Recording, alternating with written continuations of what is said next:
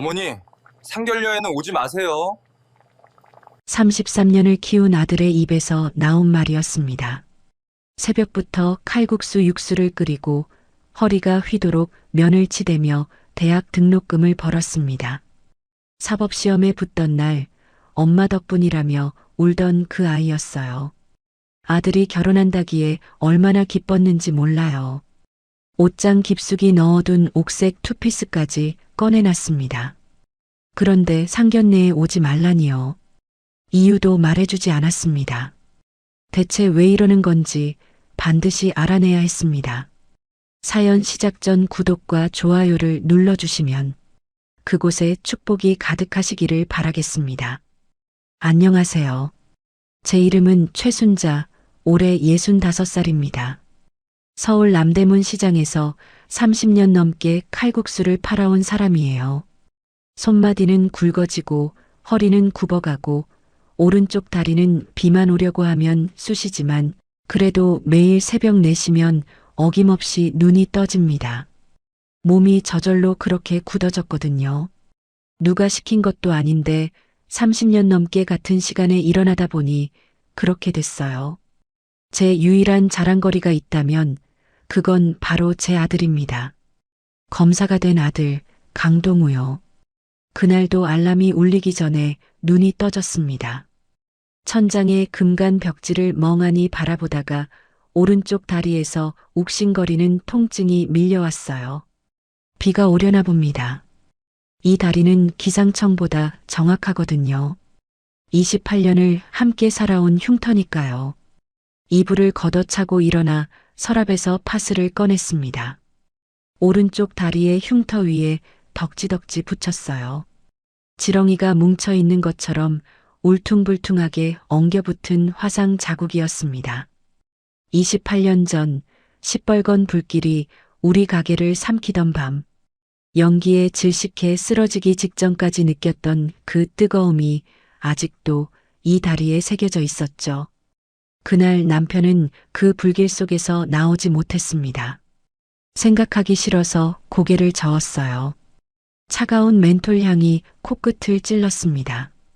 씻고 옷을 챙겨 입은 뒤 집을 나섰습니다. 남대문 시장으로 향하는 새벽 골목은 아직 어두웠어요. 찬바람이 뺨을 때렸지만 걸음을 멈추지 않았습니다. 30년 넘게 다닌 길이니까요. 눈 감고도 갈 수 있는 길이었어요. 시장 초입에 들어서자 익숙한 냄새가 코를 찔렀습니다. 멸치 육수 끓이는 냄새, 젖은 박스 냄새, 생선 비린내가 뒤섞인 시장통 특유의 냄새였어요. 누군가는 역하다고 하겠지만 제겐 삶의 냄새였습니다. 이 냄새를 맡으며 아들을 키웠고 남편 제삿밥을 차렸고 주름이 늘어가는 것도 잊고 살았으니까요. 순잔의 칼국수 가게 문을 열고 들어갔습니다. 낡은 스테인리스 조리대, 기름때가 낀 환풍기, 벽에 붙은 빛바랜 메뉴판, 다 허름하고 낡았지만 제 손때가 묻은 것들이었어요. 이 가게가 제 전부였습니다. 남편이 떠나고 이 가게 하나로 아들을 먹이고 입히고 공부시켰으니까요. 육수통을 들어 가스레인지 위에 올렸어요. 묵직한 통을 들 때마다 허리가 뻐근했지만 투정 부릴 겨를이 없었습니다. 멸치와 다시마를 넣고 불을 켜자 보글보글 소리가 가게 안을 채웠어요. 그때 옆집 호남식당 문이 벌컥 열리더니 욕쟁이 할매 김 사장이 대야를 들고 나왔습니다. 그 대야를 하필 제 가게 앞에 턱 내려놓는 거예요. 아이고, 김 사장. 대야를 왜 여기다 놔요? 손님들 다니는 길인데. 제가 대야를 발로 슬쩍 밀어내며 말했습니다. 에이, 잠깐인데 뭘 그래. 길 좀 트고 살자, 길 좀. 김 사장이 퉁명스럽게 대꾸했지만 저도 지지 않았어요. 30년 넘게 옆자리에서 장사하며 수없이 티격태격했던 사이니까요. 미운 정 고운 정 다 든 사이라 싸우면서도 웃음이 났습니다. 점심시간이 되자 가게가 북적거리기 시작했어요. 직장인들이 우르르 몰려와 자리를 채웠습니다. 칼국수 5그릇, 비빔국수 3그릇, 만두 2접시. 주문이 쏟아졌어요. 김치를 썰고 면을 삶고 그릇을 나르느라 정신이 없었습니다. 그러다 벽에 걸린 텔레비전에서 흘러나오는 뉴스 소리에 귀가 쫑긋해졌어요. 검찰이 대기업 비리 수사에 착수했습니다. 서울중앙지검 강력부가 수사를 맡아. 강력부, 우리 동우가 있는 곳이었습니다.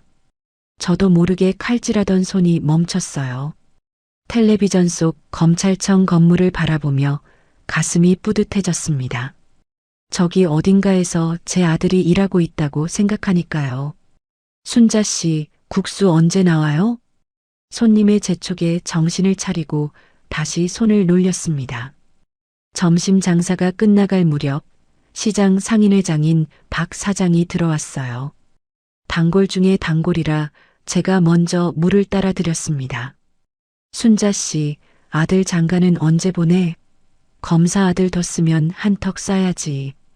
박 사장이 너스레를 떨었어요. 저는 기다렸다는 듯이 입꼬리가 올라갔습니다. 주책이라는 걸 알면서도 어쩔 수가 없었어요.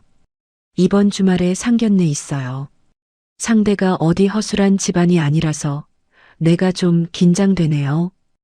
허허, 드디어 장가를 가는구만. 축하해, 축하해. 박 사장이 진심으로 축하해 주는 것 같아 콧날이 시큰해졌습니다. 남편 없이 혼자 아들을 키우느라 얼마나 힘들었는지 이 시장 사람들은 다 알거든요. 새벽부터 밤까지 가게를 지키며 아이 학원비 벌고 대학 등록금 마련하고 그렇게 악착같이 살아왔으니까요. 가게 구석 기름때 묻은 달력에는 빨간 매직으로 동그라미가 쳐져 있었어요. 상견례 날짜였습니다. 그걸 훔쳐보며 흐뭇하면서도 긴장이 밀려왔어요. 잘해야 할 텐데, 실수하면 안 될 텐데 하는 걱정이 머릿속을 맴돌았습니다. 손님들이 빠지고 브레이크 타임이 되자 은행으로 향했어요. 장롱 깊숙이 숨겨뒀던 현금 봉투를 품에 안고요. 꼬깃꼬깃 접힌 10,000원짜리들이었습니다. 국수 한 그릇 팔아서 만두 한 접시 팔아서 푼푼이 모은 돈이었어요. 손님들 계산할 때 거스름 돈 몇백 원씩 아껴서 모은 것도 있었습니다. 은행 창구에 앉아 돈을 세는데 직원이 물었습니다. 어머니, 이렇게 많은 현금을 어디에 쓰시려고요? 저는 또 주책을 부렸어요. 입이 근질근질해서 참을 수가 없었습니다. 우리 아들이 이번에 장가가요. 상대가 재벌가인데 그래도 혼수 보태줘야 할 거 아니에요. 직원이 눈을 동그랗게 뜨며 축하한다고 했습니다. 그 말에 어깨가 으쓱해졌어요. 아들 자랑이 제일 신나는 일이었거든요. 만나는 사람마다 붙잡고 자랑하고 싶을 정도였습니다. 은행을 나와 시장 옷가게로 들어갔습니다. 상견례 때 입을 옷을 사야 했거든요. 점원이 이것저것 권했어요. 어머니, 이 옷 어때요? 요즘 청담동 사모님들이 많이 입으시는 스타일이에요. 세련된 베이지색 투피스였습니다. 마음에 들어서 가격표를 확인했는데 숫자를 보는 순간 손이 저절로 옷을 내려놓았어요. 한 달 장사에도 벌기 힘든 금액이었거든요. 점원이 다른 옷을 권했지만 제 눈에 차는 건 죄다 비쌌습니다. 화려한 꽃무늬 옷도 있었는데 상견례에 입기엔 너무 촌스러워 보였어요. 결국 허탈한 마음으로 가게를 나왔습니다. 집에 돌아와 장롱문을 열고 깊숙이 넣어뒀던 옷을 꺼냈습니다. 옥색 투피스, 10년 전 동우 임관식 때 샀던 옷이었어요. 세탁소 비닐에 쌓여있던 옷에서 나프탈렌 냄새가 풍겼습니다. 옷을 들고 거울 앞에 섰어요. 유행이 한참 지난 디자인이었지만 그래도 단정해 보였습니다. 아직 쓸만하네. 혼잣말을 하며 스스로를 위로했어요. 새 옷을 못 사는 게 조금 서운했지만 어쩔 수 없었습니다. 저녁 장사를 마치고 가게 문을 닫았을 때는 이미 밤 10시가 넘어 있었습니다. 퉁퉁 부어오른 오른쪽 다리를 주무르며 의자에 앉았어요. 온종일 서서 일하면 다리가 터질 것 같거든요. 흉터 주변이 특히 욱신거렸습니다. 파스를 하나 더 붙이고 싶었지만 귀찮아서 그냥 뒀어요. 지갑을 열어 사진 한 장을 꺼냈습니다. 동우의 사법연수원 수료 사진이었어요. 검은 법복을 입고 환하게 웃는 아들의 얼굴. 손때가 묻어 모서리가 닳았지만 제겐 보물이었습니다. 사진을 소매로 살살 닦았어요. 닦으면서 혼자 흐뭇하게 웃었습니다. 매일 밤 하는 의식 같은 거였어요. 집에 돌아와 남편의 영정사진 앞에 소주 한 잔을 따랐습니다. 빛바랜 흑백 사진 속 남편이 웃고 있었어요. 여보 들려? 당신 핏줄 아니라고 사람들 수군대던 거 내가 보란 듯이 검사로 키웠어. 이번에 장가도 간대. 좋은 집안이야.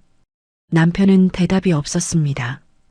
28년 전 화재로 떠난 뒤로 한 번도 대답한 적이 없었어요. 그래도 저는 매일 밤 이렇게 말을 걸었습니다. 외로워서요. 혼자 사는 게 익숙해졌다고 생각했는데 밤만 되면 외로움이 밀려왔어요. 소주를 한 모금 마시고 한숨을 내쉬었습니다. 핸드폰을 들었다 놓았다 했어요. 동우에게 전화를 걸고 싶었습니다. 목소리라도 듣고 싶었거든요. 하지만 바쁜 아들한테 방해가 될까봐 수십 번 망설이다가 결국 문자만 보냈어요. 밥은 챙겨 먹어라. 엄마는 잘 있다. 보내고 나니 허전했습니다. 더 할 말이 있는 것 같은데 뭐라고 해야 할지 몰랐어요. 보고 싶다는 말, 사랑한다는 말이 목구멍까지 올라왔다가 다시 내려갔습니다. 늦은 밤, 그때 핸드폰이 울렸습니다. 정막을 깨고 갑자기 울리는 벨소리에 심장이 덜컥 내려앉았어요. 화면에 뜬 이름, 동우. 금세 두근거리기 시작했습니다. 이 밤에 전화를 하다니 무슨 일일까 걱정이 되면서도 반가웠어요. 설레는 마음에 목소리를 가다듬고 전화를 받았습니다. 아들. 안 그래도 엄마가 상견례 옷 다 준비해놨어. 걱정 마. 창피 안 주게 단정하게 입고 갈게. 수화기 너머로 동우의 숨소리만 들렸습니다. 한참을 뜸들이더니 무겁고 차가운 한숨이 흘러나왔어요. 평소와 다른 그 소리에 가슴이 철렁했습니다. 어머니. 동우의 목소리가 건조하고 딱딱했어요. 평소에 엄마라고 부르던 아이가 갑자기 어머니라고 부르니 낯설었습니다. 뭔가 크게 잘못됐다는 걸 직감했어요. 심장이 빠르게 뛰기 시작했습니다. 불길한 예감이 들었어요. 왜 그래, 동우야? 무슨 일 있어? 엄마한테 말해봐. 드릴 말씀이 있어요. 길게는 못해요. 아들의 말투에서 온기가 전혀 느껴지지 않았습니다. 서럽고 불안한 마음에 수화기를 꽉 쥐었어요. 손에 땀이 배어 미끄러웠습니다. 다음에 이어질 말이 두려웠지만 피할 수 없었어요. 전화기를 쥔 손이 미세하게 떨렸습니다. 수화기 너머로 동우의 숨소리가 거칠게 들렸습니다. 무슨 말을 꺼내려는 건지, 왜 이렇게 뜸을 들이는 건지 알 수 없었어요. 가슴이 답답해져서 저도 모르게 가슴팍을 쥐었습니다. 심장이 빠르게 뛰고 있었어요. 어머니, 이번 상견례요. 동우가 드디어 입을 열었어요. 그런데 목소리가 너무 차가웠습니다. 마치 남한테 말하듯이 딱딱하고 건조했어요. 평소에 저한테 말하던 그 따뜻한 목소리가 아니었습니다. 응, 엄마 다 준비했어. 옷도 다려놨고 머리도 미장원 예약해놨어. 저는 일부러 밝은 목소리를 냈습니다. 아들이 무슨 말을 하려는지 모르겠지만 긴장을 풀어주고 싶었거든요. 목소리가 떨리지 않게 애썼어요. 안 오셔도 됩니다. 순간 귀를 의심했습니다. 방금 뭐라고 했죠? 안 오셔도 된다고요. 농담이겠지 하고 생각했어요. 그런데 수화기 너머로 들려오는 침묵이 무거웠습니다. 농담 같지 않았어요. 동우야, 뭐라고 했어? 엄마가 잘못 들은 거지? 목소리가 떨렸습니다. 손에 쥔 핸드폰이 미끄러질 것 같아서 두 손으로 꽉 잡았어요. 손바닥에 땀이 배어 있었습니다. 상견례에 안 오셔도 된다고요. 아니, 오시면 안 돼요. 동우의 목소리는 여전히 차가웠습니다. 마치 업무 보고를 하듯 감정이 없었어요. 이게 내 아들 맞나 싶었습니다. 젖먹이 때부터 키운 첫걸음마를 떼던 날 함께 기뻐하던 그 아이가 맞나 싶었어요. 귀에 익은 목소리인데 완전히 다른 사람 같았습니다. 왜 그래? 엄마가 뭘 잘못했어? 옷이 촌스러워서 그래? 그러면 새로 살게. 비싼 거 살게. 다급하게 말했습니다. 목소리가 갈라졌어요. 눈앞이 뿌옇게 흐려지기 시작했습니다. 무슨 수를 써서라도 아들의 마음을 돌리고 싶었어요. 그런 게 아니에요. 그럼 뭔데? 말을 해, 동우야. 엄마한테 말해봐. 저는 거의 울먹이고 있었습니다. 남편 없이 혼자 아들을 키우면서 울음을 참는 데는 도가 텄다고 생각했는데 이건 참을 수가 없었어요. 목이 메어서 말이 제대로 나오지 않았습니다. 제 친어머니가 오시기로 했어요. 그 말에 온몸이 얼어붙었습니다.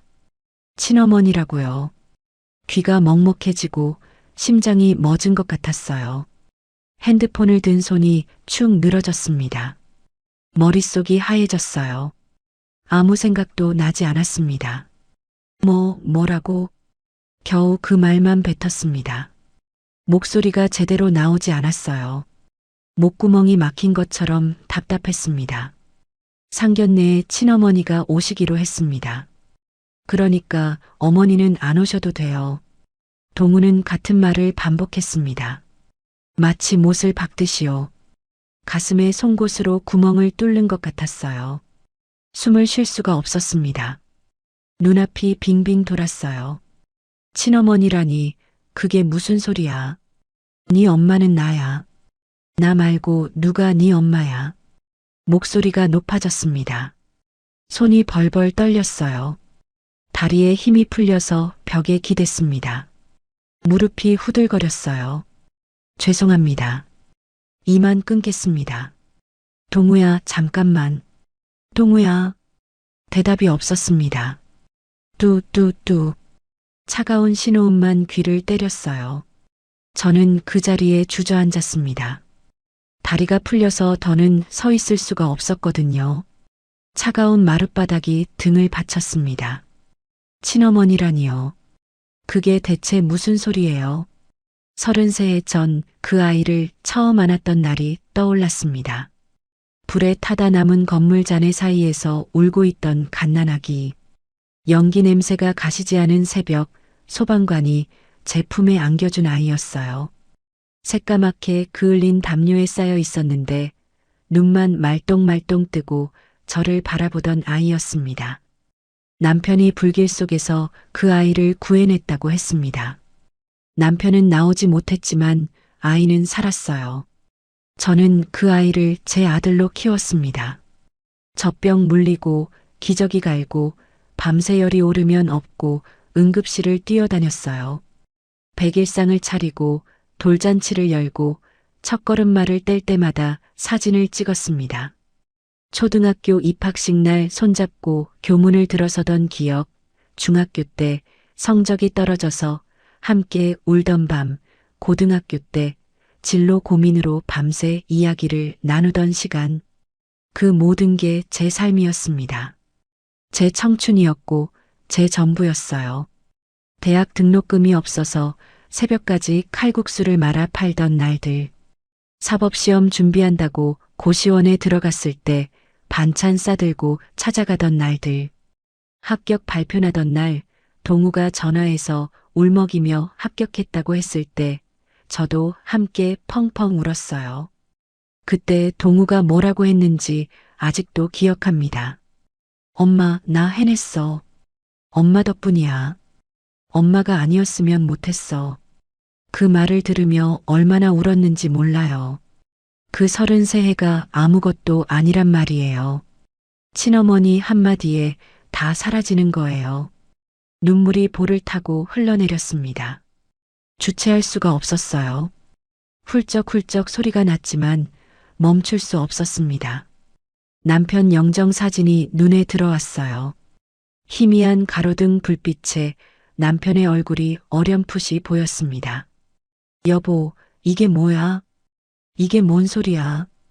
당신이 목숨 바쳐 구한 아이가 이제 와서 친어머니를 찾았대.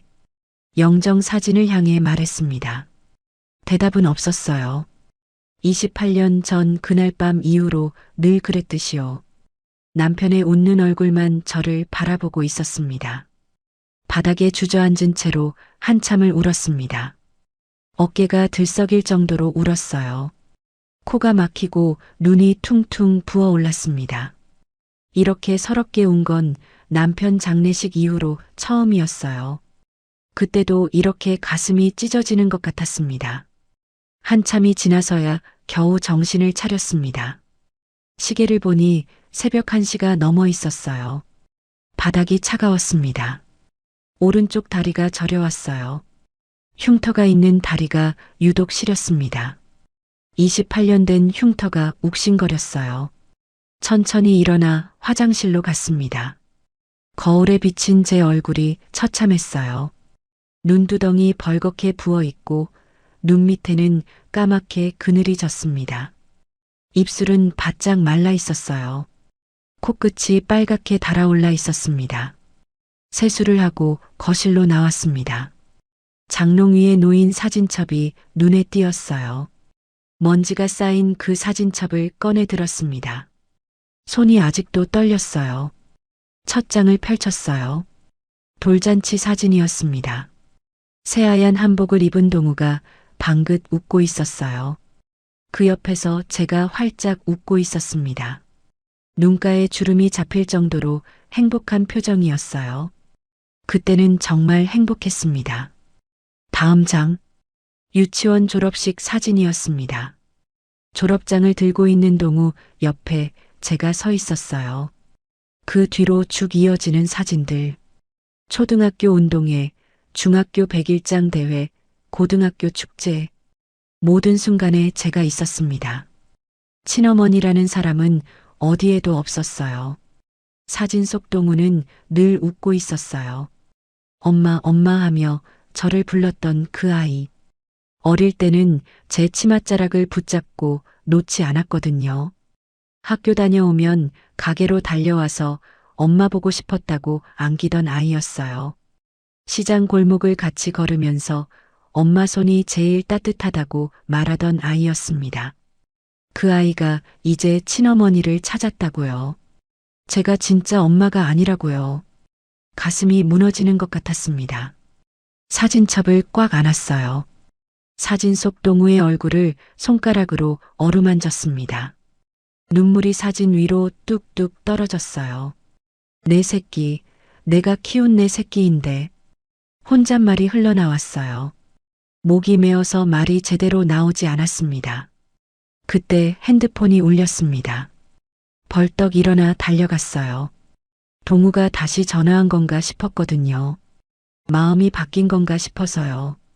제발, 제발 동우이길 빌었습니다. 그런데 화면에 뜬 이름은 동우가 아니었습니다. 옆집 호남식당 김 사장이었어요. 실망이 밀려왔습니다. 순자 씨, 왜 아직도 불이 켜져 있어? 내일 장사 안 해? 김 사장의 목소리가 걱정스럽게 들렸습니다. 저는 애써 목소리를 가다듬었어요. 아, 잠이 안 와서요. 이제 잘게요. 무슨 일 있어? 목소리가 이상한데. 아니에요. 괜찮아요. 걱정 마세요. 전화를 끊고 불을 껐습니다. 어둠 속에서 천장을 바라봤어요. 잠이 올 리가 없었습니다. 머릿속에서 동우의 말이 계속 맴돌았거든요. 친어머니가 온다. 어머니는 안 오셔도 된다. 그 말이 귓가에서 떠나지 않았습니다. 눈을 감아도 잠은 오지 않았어요. 뒤척이다가 다시 일어났습니다. 부엌으로 가서 물을 한 잔 마셨어요. 손이 아직도 떨렸습니다. 물컵을 내려놓고 창밖을 바라봤어요. 새벽 어둠이 짙게 깔려 있었습니다. 가로등 불빛만 희미하게 비치고 있었어요. 문득 궁금해졌어요. 친어머니라는 사람이 대체 누구일까요? 33해 동안 코빼기도 안 비치던 사람이 왜 지금 나타난 걸까요? 동우는 그 사람을 어떻게 찾은 걸까요? 상견례에 왜 그 사람이 가야 하는 걸까요? 의문이 꼬리에 꼬리를 물었습니다. 그런데 아무리 생각해도 답이 나오지 않았어요. 확실한 건 하나뿐이었습니다. 이대로 가만히 있을 수는 없다는 것. 상견례에 안 간다고요. 절대 그럴 수 없어요. 33해를 키운 어미를 이렇게 내칠 순 없습니다. 주먹을 불끈 쥐었습니다. 슬픔이 서서히 분노로 바뀌고 있었어요. 반드시 그 상견례에 가야겠다고 마음먹었습니다. 누가 뭐래도 동우가 막아도 제가 진짜 엄마라는 걸 보여줘야 했어요. 창밖이 조금씩 밝아오고 있었습니다. 새벽 4시가 다 되어가고 있었어요. 평소 같으면 가게에 갈 준비를 하고 있을 시간이었습니다. 하지만 오늘은 가게에 갈 수 없을 것 같았어요. 몸도 마음도 너무 지쳐 있었거든요. 그래도 한 가지는 분명했습니다. 상견례 날 반드시 그 자리에 가겠다는 것. 어떻게든 방법을 찾을 거예요. 33해를 키운 어미의 자리를 그 누구에게도 내줄 수 없으니까요. 밤새 뒤척이다가 새벽 5시에 겨우 눈을 붙였습니다. 그런데 1시간도 못 자고 다시 눈이 떠졌어요. 천장을 바라보니 어젯밤 일이 꿈이 아니었다는 게 실감났습니다. 가슴이 다시 먹먹해졌어요. 억지로 몸을 일으켜 가게로 향했습니다. 발걸음이 무거웠어요. 평소 같으면 씩씩하게 걷던 길인데 오늘은 다리를 끌듯이 걸었습니다. 오른쪽 다리의 흉터가 유난히 욱신거렸어요. 가게 문을 열고 들어갔습니다. 익숙한 멸치 냄새가 코를 찔렀지만 오늘따라 반갑지 않았어요. 앞치마를 두르고 육수통에 불을 올렸습니다. 손은 자동으로 움직였지만 머릿속은 온통 동우 생각뿐이었어요. 핸드폰을 꺼내 동우에게 전화를 걸었습니다. 신호음이 울렸어요. 1번, 2번, 3번. 받지 않았습니다. 다시 걸었어요. 또 받지 않았습니다. 10번 넘게 전화를 걸었지만 동우는 끝내 전화를 받지 않았어요. 문자를 보냈습니다. 동우야, 엄마야. 전화 좀 받아라. 제발. 답장이 오지 않았어요. 1시간이 지나도 2시간이 지나도 답이 없었습니다. 핸드폰 화면만 수십 번 확인했어요. 혹시 문자가 왔나? 혹시 부재중 전화가 있나? 아무것도 없었습니다. 점심 장사 시간이 다가왔습니다. 손님들이 우르르 몰려왔어요. 칼국수 주문이 쏟아졌습니다. 평소처럼 손을 놀렸지만 실수가 잦았어요. 면을 너무 오래 삶아서 퍼지게 만들기도 하고 육수에 간을 빼먹기도 했습니다. 순자 씨, 오늘 왜 이래? 얼굴이 반쪽이 됐네. 김 사장이 가게 앞을 지나가다 들어왔습니다. 제 얼굴을 보더니 눈을 동그랗게 떴어요.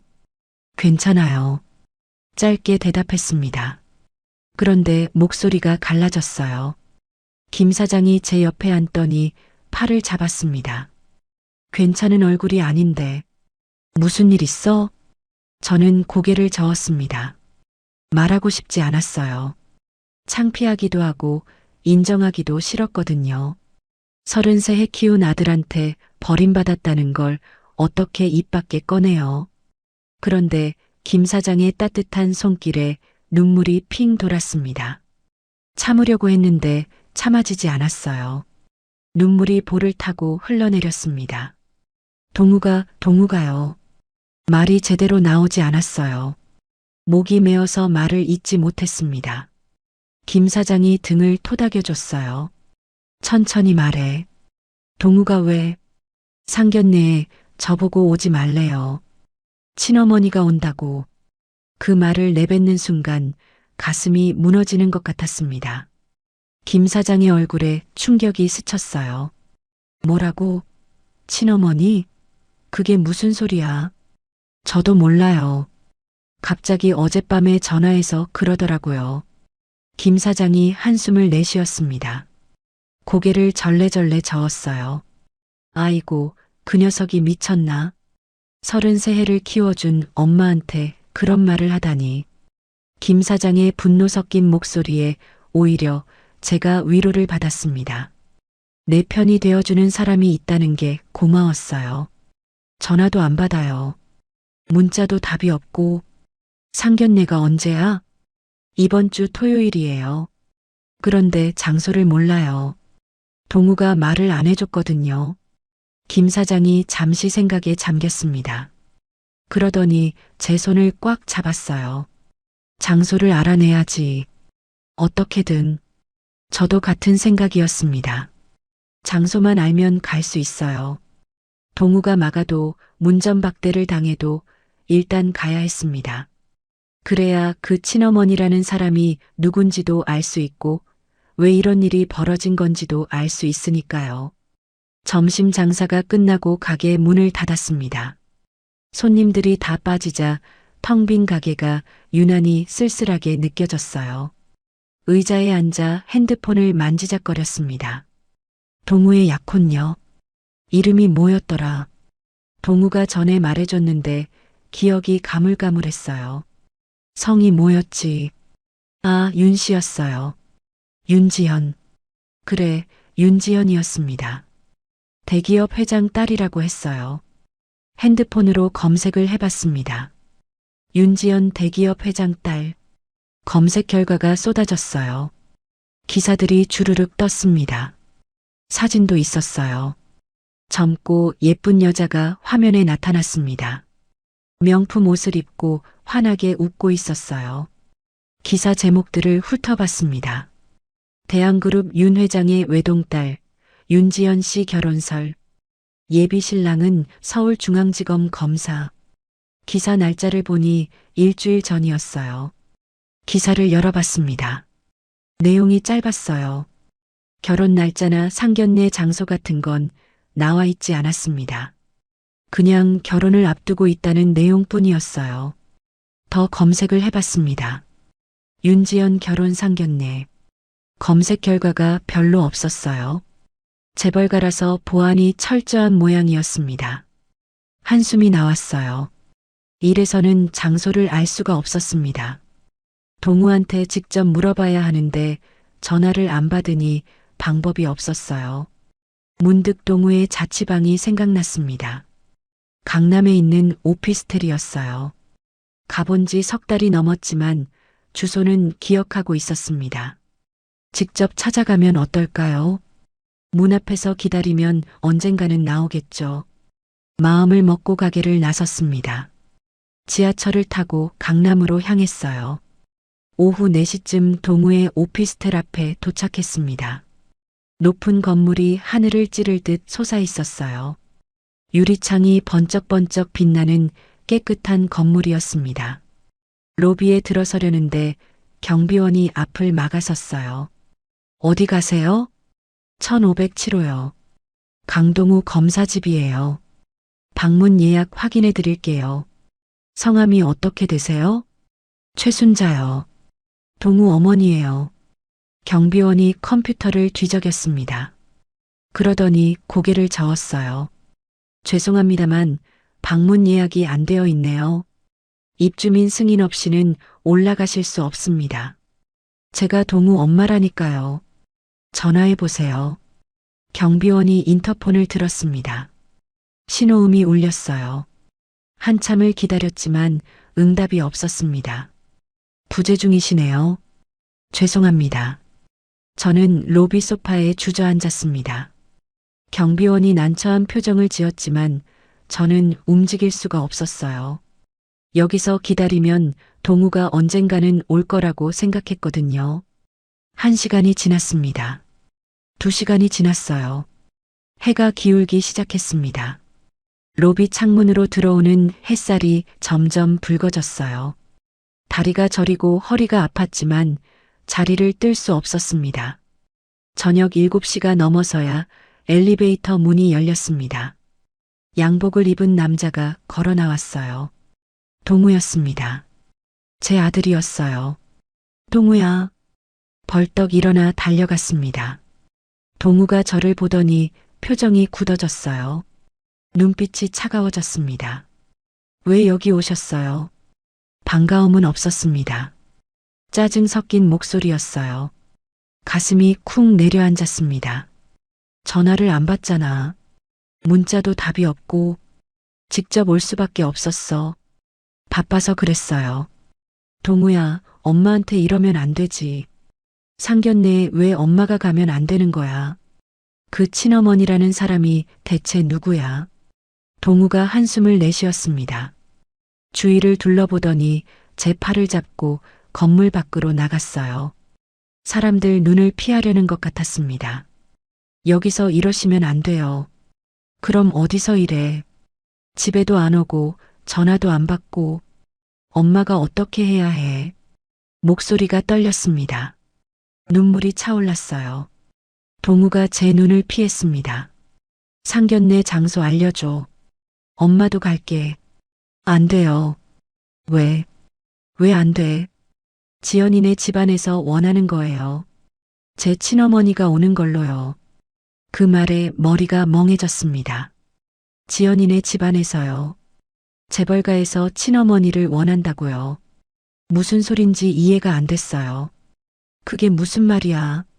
네 엄마는 나잖아. 동우가 입술을 깨물었습니다. 뭔가 말하려다가 멈췄어요. 그러더니 낮은 목소리로 말했습니다. 상견례는 토요일 낮 12시 호텔 그랜드에서 해요. 그런데 어머니, 제발 오지 마세요. 일이 복잡해져요. 그 말을 남기고 동우는 돌아섰습니다. 오피스텔 안으로 들어가 버렸어요. 저는 그 자리에 서서 동우의 뒷모습을 바라봤습니다. 유리문에 비친 제 얼굴이 초라했어요. 호텔 그랜드, 토요일 낮 12시, 장소와 시간을 알아냈습니다. 하지만 마음이 무거웠어요. 동우의 차가운 눈빛이 자꾸 떠올랐거든요. 내 아들 맞나 싶을 정도로 낯선 눈빛이었습니다. 집으로 돌아오는 지하철 안에서 계속 생각했어요. 지연이네 집안에서 친어머니를 원한다고 했잖아요. 그게 무슨 뜻일까요? 왜 재벌가에서 시장 칼국수집 아줌마 대신 친어머니를 원하는 걸까요? 문득 서러움이 밀려왔습니다. 결국 저는 동우한테 부끄러운 존재였던 걸까요? 시장에서 칼국수 파는 엄마가 창피했던 걸까요? 눈물이 핑 돌았습니다. 지하철 안이라 참았어요. 울면 안 돼요. 아직 끝난 게 아니니까요. 집에 도착하니 밤 9시가 넘어 있었습니다.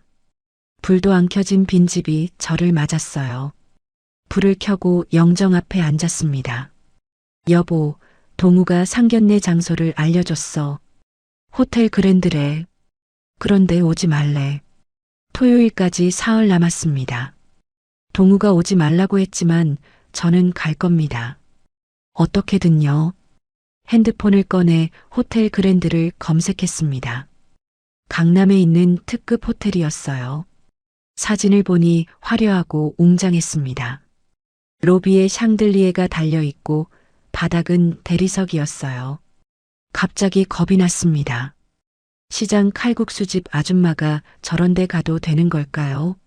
하지만 고개를 저었습니다. 겁먹으면 안 돼요. 저는 동우 엄마예요. 침대에 누웠습니다. 천장을 바라보며 토요일을 떠올렸어요. 그 자리에서 친어머니라는 사람을 만나게 될 겁니다. 어떤 사람일까요? 왜 33년 만에 나타난 걸까요? 의문은 풀리지 않았지만 토요일이면 답을 알 수 있을 거예요. 반드시 그 자리에 가야 합니다. 그게 33해를 키운 어미의 권리니까요. 토요일 아침 눈을 떴을 때 심장이 쿵쿵 뛰고 있었습니다. 오늘이에요.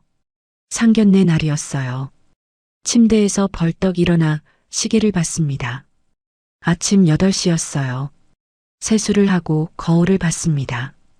며칠 동안 제대로 못 자서 눈 밑에 다크서클이 짙었어요.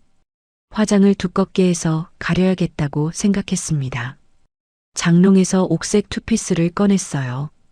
세탁소에서 다려온 옷이 반듯하게 펴져 있었습니다. 옷을 입고 거울 앞에 섰어요. 10년 된 옷이지만 그래도 단정해 보였습니다. 어제 시장에서 산 검은색 구두를 신었어요. 굽이 낮아서 걷기 편했습니다. 화장을 했습니다. 손이 떨려서 립스틱이 삐뚤게 발렸어요. 휴지로 닦고 다시 발랐습니다. 거울 속에 제가 낯설었어요. 평소에는 화장을 안 하니까요. 시장에서 칼국수 팔면서 화장할 일이 뭐가 있겠어요. 집을 나서기 전에 남편 영정 사진 앞에 섰습니다.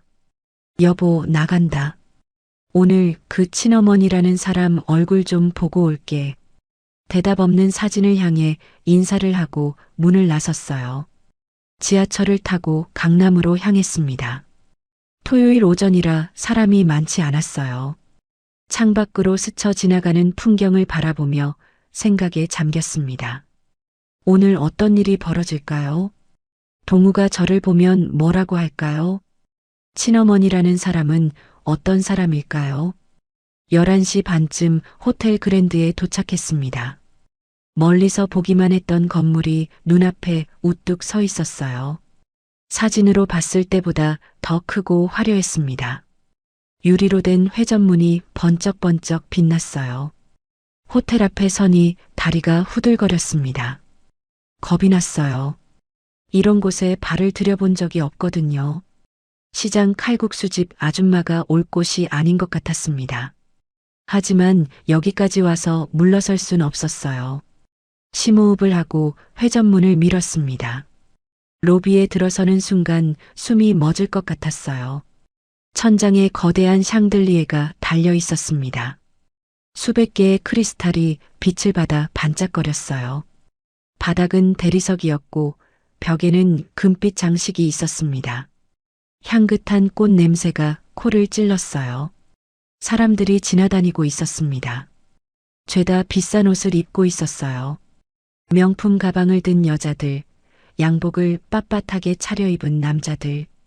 저만 혼자 동떨어진 것 같았습니다. 안내 데스크로 다가갔어요. 젊은 여직원이 환하게 웃으며 물었습니다. 어떻게 오셨어요? 저 상견례가 있는데요. 어디서 하는지 알 수 있을까요? 성함이 어떻게 되세요? 최순자요. 여직원이 컴퓨터를 뒤적였습니다. 한참을 찾더니 고개를 저었어요. 죄송합니다. 예약자 명단에 성함이 없네요. 아, 그게요. 제가 예약을 안 했는데 아들이 오늘 상견례를 해서요. 아, 그러시구나. 혹시 예약자 성함을 아세요? 윤지현이요. 아니, 아들 이름은 강동우예요. 여직원이 다시 컴퓨터를 봤습니다. 그러더니 고개를 끄덕였어요. 강동우님 예약이 있네요. 스카이라운지 52층이에요. 그런데 죄송합니다만 초대 명단에 최순자님 성함이 없어서요. 제가 동우 어머니인데요. 죄송합니다. 예약자 측에서 명단에 올리신 분들만 입장이 가능해요. 가슴이 철렁 내려앉았습니다. 역시 동우가 제 이름을 빼놓은 거였어요. 오지 말라더니 정말로 막아버린 겁니다. 잠깐만요. 제가 정말 동우 어머니라니까요. 33년 키운 엄마예요. 목소리가 높아졌습니다. 여직원이 난처한 표정을 지었어요. 주위 사람들이 힐끗힐끗 쳐다봤습니다. 창피했지만 물러설 수 없었어요. 그때 로비 한쪽에서 웅성거리는 소리가 들렸습니다. 고개를 돌려보니 사람들이 엘리베이터 쪽으로 모여들고 있었어요. 검은 양복을 입은 남자들이 주위를 에워싸고 있었습니다. 경호원 같았어요. 그 가운데로 한 여자가 걸어오고 있었습니다. 화려한 보라색 드레스를 입은 중년 여자였어요. 머리를 높이 올리고 목에는 반짝이는 목걸이를 하고 있었습니다. 걸음걸이가 당당했어요. 마치 자기가 이 호텔의 주인인 것처럼요. 여자가 안내 데스크 앞을 지나갔습니다. 그 순간 저와 눈이 마주쳤어요. 심장이 멈추는 것 같았습니다. 온몸에 소름이 돋았어요. 그 얼굴을 어디서 본 것 같았습니다. 아니, 분명히 본 적이 있었어요. 28년 전 그 불길이 타오르던 밤에요. 기억이 스쳐 지나갔습니다.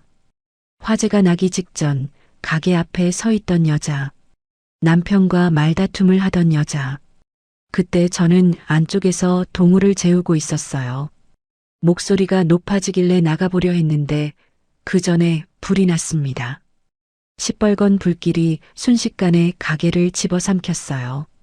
그 여자의 얼굴을 제대로 보지 못했습니다. 연기 때문에 눈이 따갑고 숨이 막혀서 정신이 없었거든요. 하지만 보라색 옷을 입고 있었던 건 기억나요. 오늘 저 여자가 입고 있는 것처럼요. 다리에 힘이 풀렸습니다. 벽에 손을 짚었어요. 숨이 가빠졌습니다. 28년 전 기억이 밀려왔어요. 연기 냄새, 타는 냄새, 남편의 비명소리. 머릿속이 어지러웠습니다. 저 여자가 누구지? 왜 여기 있는 거지? 설마 저 여자가 친어머니라는 사람인 건가요? 여자가 엘리베이터를 탔습니다. 경호원들과 함께 문이 닫혔어요. 52층을 누르는 게 보였습니다. 스카이라운지. 상견례 장소였어요. 저도 모르게 엘리베이터 쪽으로 걸어갔습니다. 다른 엘리베이터가 열렸어요. 사람들 틈에 끼어 올라탔습니다. 몇 층이세요? 누군가 물었습니다. 52층이요. 버튼을 누르고 엘리베이터가 올라가기 시작했어요. 심장이 미친 듯이 뛰었습니다. 손에 땀이 배었어요. 52층에 도착했습니다. 문이 열리자 넓은 복도가 나타났어요. 한쪽 끝에 스카이라운지라고 쓰인 문이 보였습니다. 그 앞에 검은 양복을 입은 남자가 서 있었어요. 조심스럽게 다가갔습니다. 남자가 저를 막아섰어요. 초대장 확인해 드릴게요. 저는요. 말이 나오지 않았습니다. 초대장이 없다고 하면 쫓겨날 게 뻔했어요. 그때 문이 열리면서 안에서 소리가 들렸습니다. 웃음소리였어요. 그리고 익숙한 목소리가 들렸습니다. 어머니, 정말 감사합니다. 이렇게 와주셔서요. 동우의 목소리였어요. 어머니라고요. 저한테 하는 말이 아니었습니다. 저 안에 있는 그 여자한테 하는 말이었어요. 가슴이 찢어지는 것 같았습니다. 눈앞이 뿌옇게 흐려졌어요. 눈물이 차올랐습니다. 실례합니다. 여긴 초대받으신 분만 들어가실 수 있어요. 경호원이 저를 밀어냈습니다. 비틀거리며 뒤로 물러났어요. 문틈 사이로 안이 보였습니다. 동우가 그 여자 옆에 서 있었어요. 환하게 웃고 있었습니다. 저한테는 절대 보여주지 않던 웃음이었어요. 그 여자의 손을 잡고 뭔가를 말하고 있었습니다. 문이 닫혔습니다. 저는 그 자리에 얼어붙었어요. 28년 전 그 여자. 화재 당일 밤 우리 가게 앞에 있던 여자. 그 여자가 왜 동우의 친어머니 행세를 하고 있는 걸까요? 대체 무슨 일이 벌어지고 있는 건가요? 설마 저 여자가 진짜 동우의 친어머니인 건가요? 그렇다면 28년 전 화재는 대체 뭐였던 거죠? 남편은 왜 죽어야 했던 거예요? 의문이 꼬리에 꼬리를 물었습니다. 머릿속이 하얘졌습니다. 다리에 힘이 풀려 복도 벽에 기대앉았어요. 손이 벌벌 떨렸습니다. 오른쪽 다리의 흉터가 욱신거렸어요. 28년 된 화상 자국이 다시 아파오는 것 같았습니다. 그때 엘리베이터 문이 열렸습니다. 누군가 걸어 나왔어요. 검은 양복을 입은 노인이었습니다. 흰 머리에 날카로운 눈매. 어딘가 익숙한 얼굴이었어요. 노인이 스카이라운지로 들어가기 전에 저를 힐끗 쳐다봤습니다. 그 눈빛이 차가웠어요. 마치 벌레를 보는 것 같은 눈빛이었습니다. 저를 위아래로 훑어보더니 코웃음을 치는 것 같았어요. 경호원이 노인에게 허리를 굽혀 인사했습니다. 회장님, 안으로 모시겠습니다. 회장님이라고요. 저 사람이 대한그룹 윤 회장인가 봅니다. 지연이의 아버지요. 동우의 예비장인이에요. 그런 사람이 저를 저렇게 쳐다보다니 가슴이 쓰렸습니다. 문이 닫히고 저는 혼자 남겨졌어요. 복도에 주저앉은 채로 한참을 울었습니다. 목소리가 새어나오지 않게 손으로 입을 막았어요. 어깨가 들썩거렸습니다. 지나가던 호텔 직원이 저를 이상하게 쳐다봤어요. 창피했지만 일어날 수가 없었습니다. 다리에 힘이 없었거든요. 한참이 지나서야 겨우 몸을 일으켰습니다. 엘리베이터를 타고 로비로 내려왔어요. 회전문을 밀고 밖으로 나왔습니다. 햇살이 눈부셨어요. 눈물 때문인지 햇빛 때문인지 눈앞이 뿌옇게 흐려졌습니다. 호텔 앞 벤치에 앉았습니다. 멍하니 하늘을 바라봤어요. 구름 한 점 없는 맑은 하늘이었습니다. 이렇게 좋은 날씨에 저는 왜 이렇게 비참한 걸까요? 28년 전 화재, 남편의 죽음, 그리고 저 여자, 모든 게 연결되어 있는 것 같았습니다. 하지만 아직 퍼즐 조각이 맞춰지지 않았어요. 그때 문득 깨달았습니다. 저 여자가 진짜 동우의 친어머니라면 28년 전 화재는 우연이 아니었을지도 몰라요.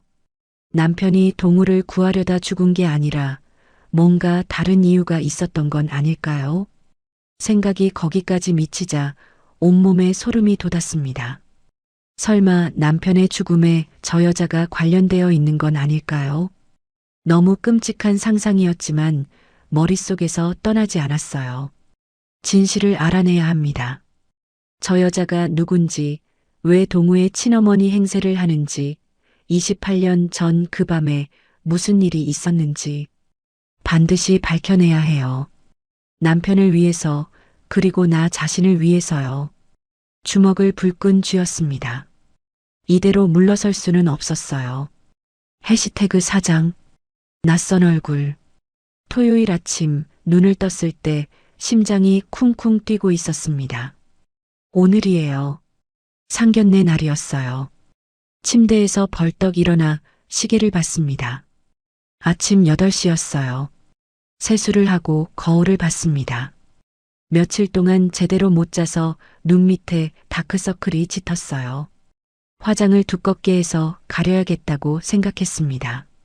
장롱에서 옥색 투피스를 꺼냈어요. 세탁소에서 다려온 옷이 반듯하게 펴져 있었습니다. 옷을 입고 거울 앞에 섰어요. 10년 된 옷이지만 그래도 단정해 보였습니다. 어제 시장에서 산 검은색 구두를 신었어요. 굽이 낮아서 걷기 편했습니다. 화장을 했습니다. 손이 떨려서 립스틱이 삐뚤게 발렸어요. 휴지로 닦고 다시 발랐습니다. 거울 속에 제가 낯설었어요. 평소에는 화장을 안 하니까요. 시장에서 칼국수 팔면서 화장할 일이 뭐가 있겠어요. 집을 나서기 전에 남편 영정 사진 앞에 섰습니다. 여보, 나간다. 오늘 그 친어머니라는 사람 얼굴 좀 보고 올게. 대답 없는 사진을 향해 인사를 하고 문을 나섰어요. 지하철을 타고 강남으로 향했습니다. 토요일 오전이라 사람이 많지 않았어요. 창밖으로 스쳐 지나가는 풍경을 바라보며 생각에 잠겼습니다. 오늘 어떤 일이 벌어질까요? 동우가 저를 보면 뭐라고 할까요? 친어머니라는 사람은 어떤 사람일까요? 11시 반쯤 호텔 그랜드에 도착했습니다. 멀리서 보기만 했던 건물이 눈앞에 우뚝 서 있었어요. 사진으로 봤을 때보다 더 크고 화려했습니다. 유리로 된 회전문이 번쩍번쩍 빛났어요. 호텔 앞에 서니 다리가 후들거렸습니다. 겁이 났어요. 이런 곳에 발을 들여본 적이 없거든요. 시장 칼국수집 아줌마가 올 곳이 아닌 것 같았습니다. 하지만 여기까지 와서 물러설 순 없었어요. 심호흡을 하고 회전문을 밀었습니다. 로비에 들어서는 순간 숨이 멎을 것 같았어요. 천장에 거대한 샹들리에가 달려 있었습니다. 수백 개의 크리스탈이 빛을 받아 반짝거렸어요. 바닥은 대리석이었고 벽에는 금빛 장식이 있었습니다. 향긋한 꽃 냄새가 코를 찔렀어요. 사람들이 지나다니고 있었습니다. 죄다 비싼 옷을 입고 있었어요.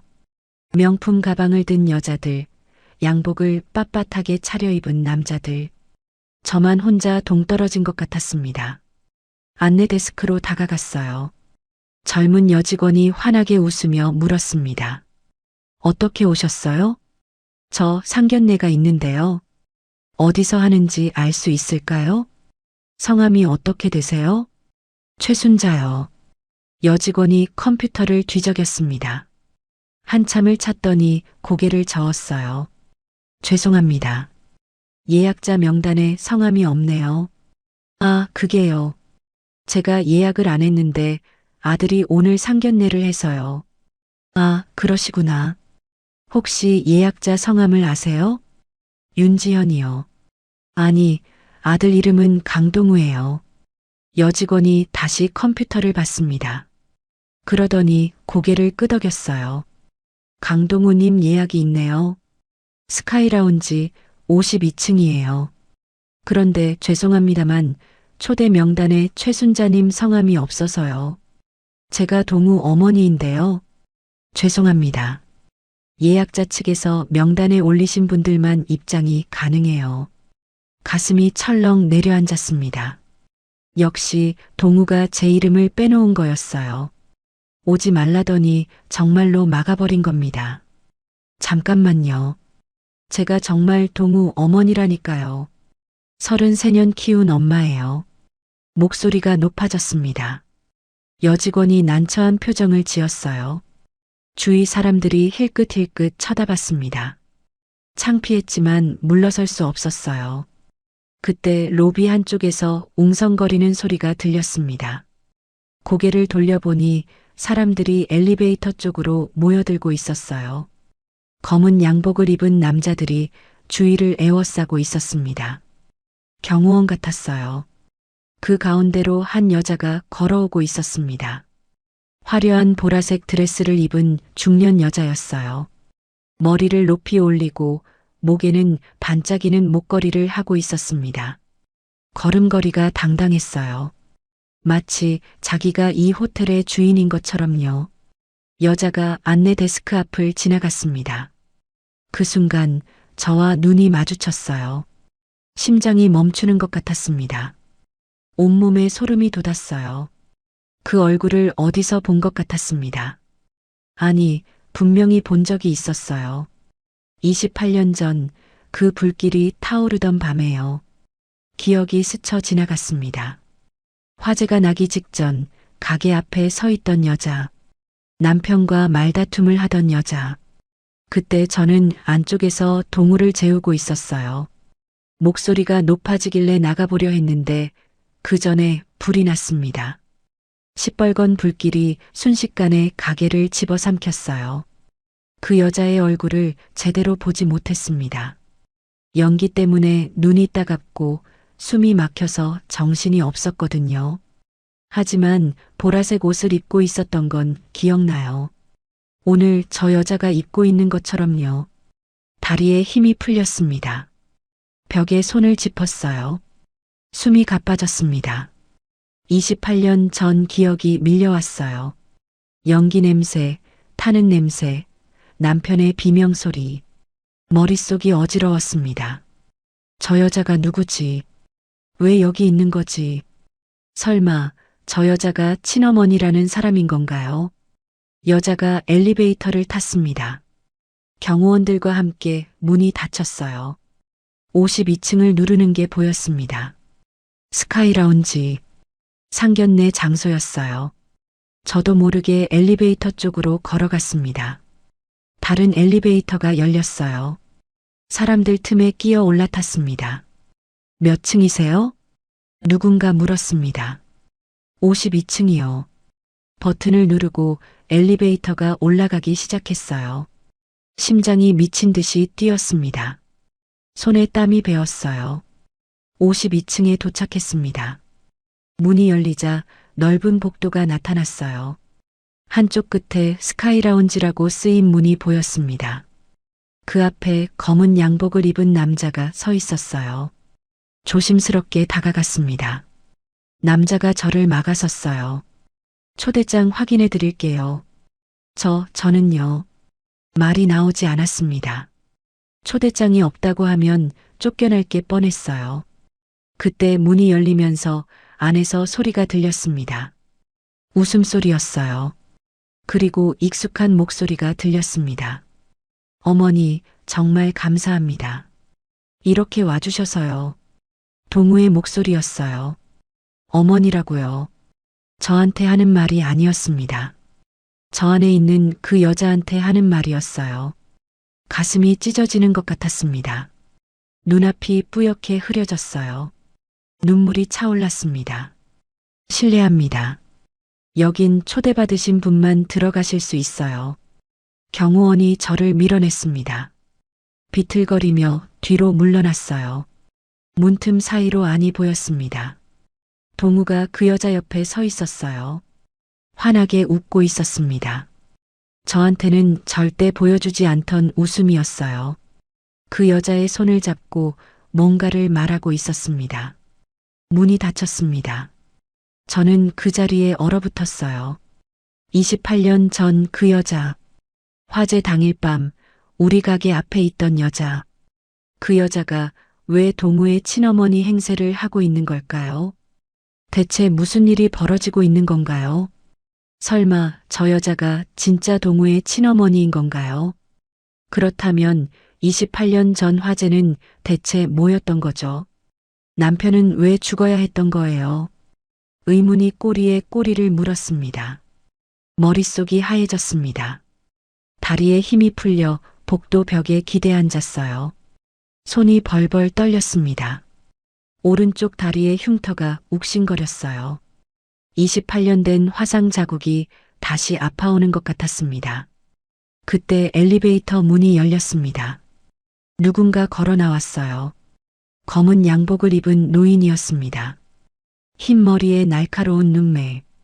어딘가 익숙한 얼굴이었어요.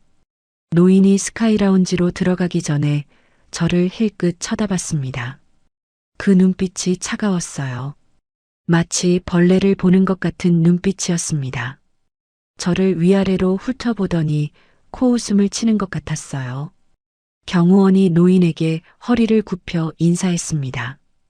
회장님, 안으로 모시겠습니다. 회장님이라고요.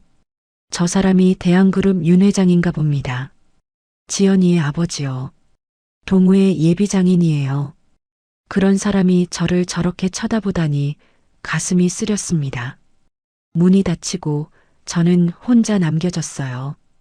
복도에 주저앉은 채로 한참을 울었습니다. 목소리가 새어나오지 않게 손으로 입을 막았어요. 어깨가 들썩거렸습니다. 지나가던 호텔 직원이 저를 이상하게 쳐다봤어요. 창피했지만 일어날 수가 없었습니다. 다리에 힘이 없었거든요. 한참이 지나서야 겨우 몸을 일으켰습니다. 엘리베이터를 타고 로비로 내려왔어요. 회전문을 밀고 밖으로 나왔습니다. 햇살이 눈부셨어요. 눈물 때문인지 햇빛 때문인지 눈앞이 뿌옇게 흐려졌습니다. 호텔 앞 벤치에 앉았습니다. 멍하니 하늘을 바라봤어요. 구름 한 점 없는 맑은 하늘이었습니다. 이렇게 좋은 날씨에 저는 왜 이렇게 비참한 걸까요?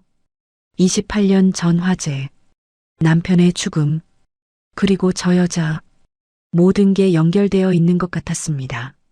하지만 아직 퍼즐 조각이 맞춰지지 않았어요. 그때 문득 깨달았습니다. 저 여자가 진짜 동우의 친어머니라면 28년 전 화재는 우연이 아니었을지도 몰라요. 남편이 동우를 구하려다 죽은 게 아니라 뭔가 다른 이유가 있었던 건 아닐까요? 생각이 거기까지 미치자 온몸에 소름이 돋았습니다. 설마 남편의 죽음에 저 여자가 관련되어 있는 건 아닐까요? 너무 끔찍한 상상이었지만 머릿속에서 떠나지 않았어요. 진실을 알아내야 합니다. 저 여자가 누군지, 왜 동우의 친어머니 행세를 하는지, 28년 전 그 밤에 무슨 일이 있었는지 반드시 밝혀내야 해요. 남편을 위해서, 그리고 나 자신을 위해서요. 주먹을 불끈 쥐었습니다. 이대로 물러설 수는 없었어요. 호텔에서 돌아온 뒤로 며칠이 지났습니다. 밥도 제대로 못 먹고 잠도 제대로 못 잤어요. 머릿속에서 그 여자의 얼굴이 떠나지 않았거든요. 28년 전 화재 당일 밤 남편과 말다툼을 하던 그 여자. 보라색 옷을 입고 있던 그 여자. 가게 문을 열었지만 손님을 받을 상태가 아니었습니다. 김 사장이 걱정스러운 눈으로 저를 바라봤어요. 순자 씨, 상견례 어떻게 됐어? 얼굴이 왜 그래?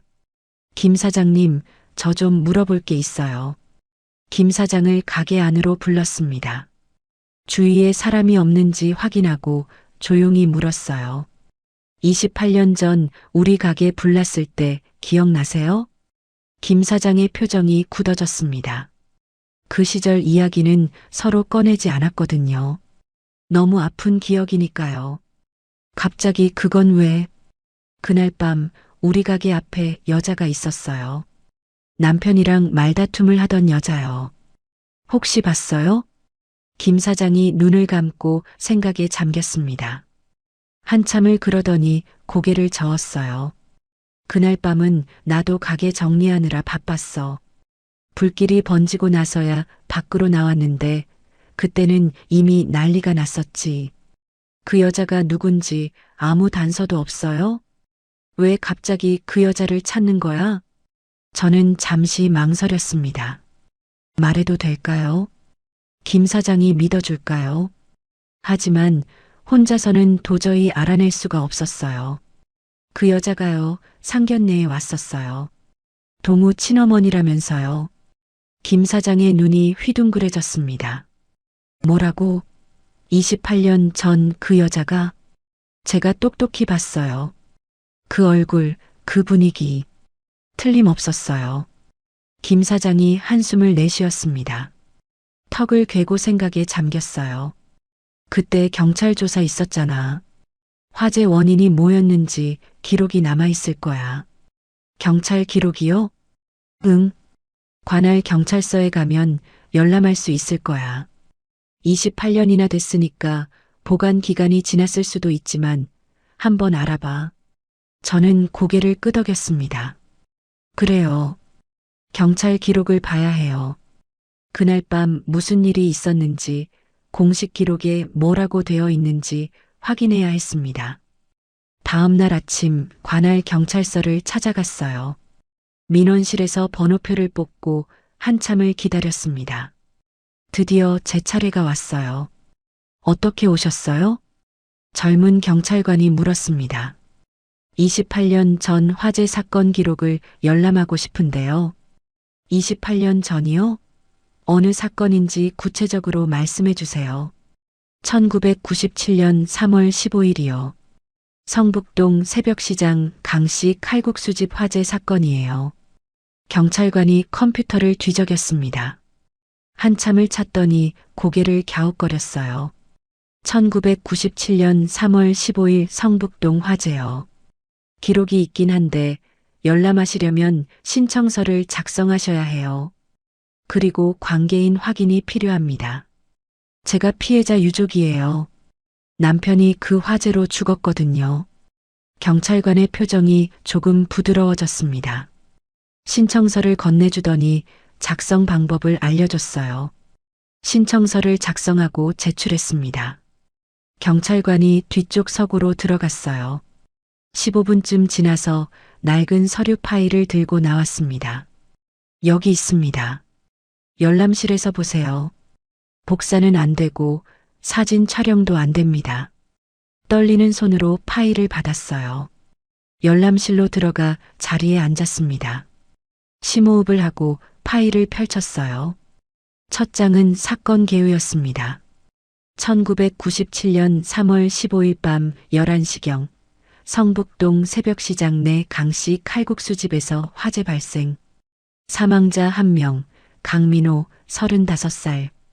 부상자 1명, 최순자 37살. 화재 원인, 가스 누출로 인한 폭발. 가스 누출이라고요. 그때 경찰이 그렇게 결론 내렸던 게 기억났습니다. 하지만 저는 늘 의심했어요.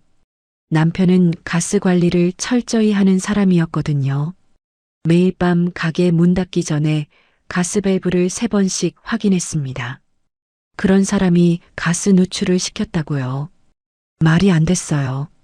눈을 감고 그날 밤을 떠올렸습니다. 저는 가게 안쪽 방에서 갓난아기 동우를 재우고 있었어요. 남편이 밖에서 누군가와 이야기하는 소리가 들렸습니다. 목소리가 점점 높아졌어요. 나가보려고 일어서는데 갑자기 쿵 하는 소리와 함께 불길이 치솟았습니다. 연기가 순식간에 퍼졌어요. 숨을 쉴 수가 없었습니다. 동우를 안고 뒷문으로 뛰어나왔어요. 다리에 화상을 입었습니다. 남편은 나오지 못했어요. 소방관들이 진화하고 나서 남편의 시신을 발견했습니다. 새까맣게 타버린 모습이었어요. 그 기억이 떠오르자 눈물이 흘렀습니다. 서류 위에 눈물이 떨어졌어요. 서둘러 닦아냈습니다. 다음 장을 넘겼습니다. 목격자 진술서가 있었어요. 옆 가게 상인들의 진술이 적혀 있었습니다. 대부분 불이 난 뒤에 나왔다는 내용이었어요. 그런데 한 장이 눈에 띄었습니다. 익명의 제보자 진술이었어요. 화재 발생 직전 칼국수집 앞에서 남녀가 언쟁하는 것을 목격함.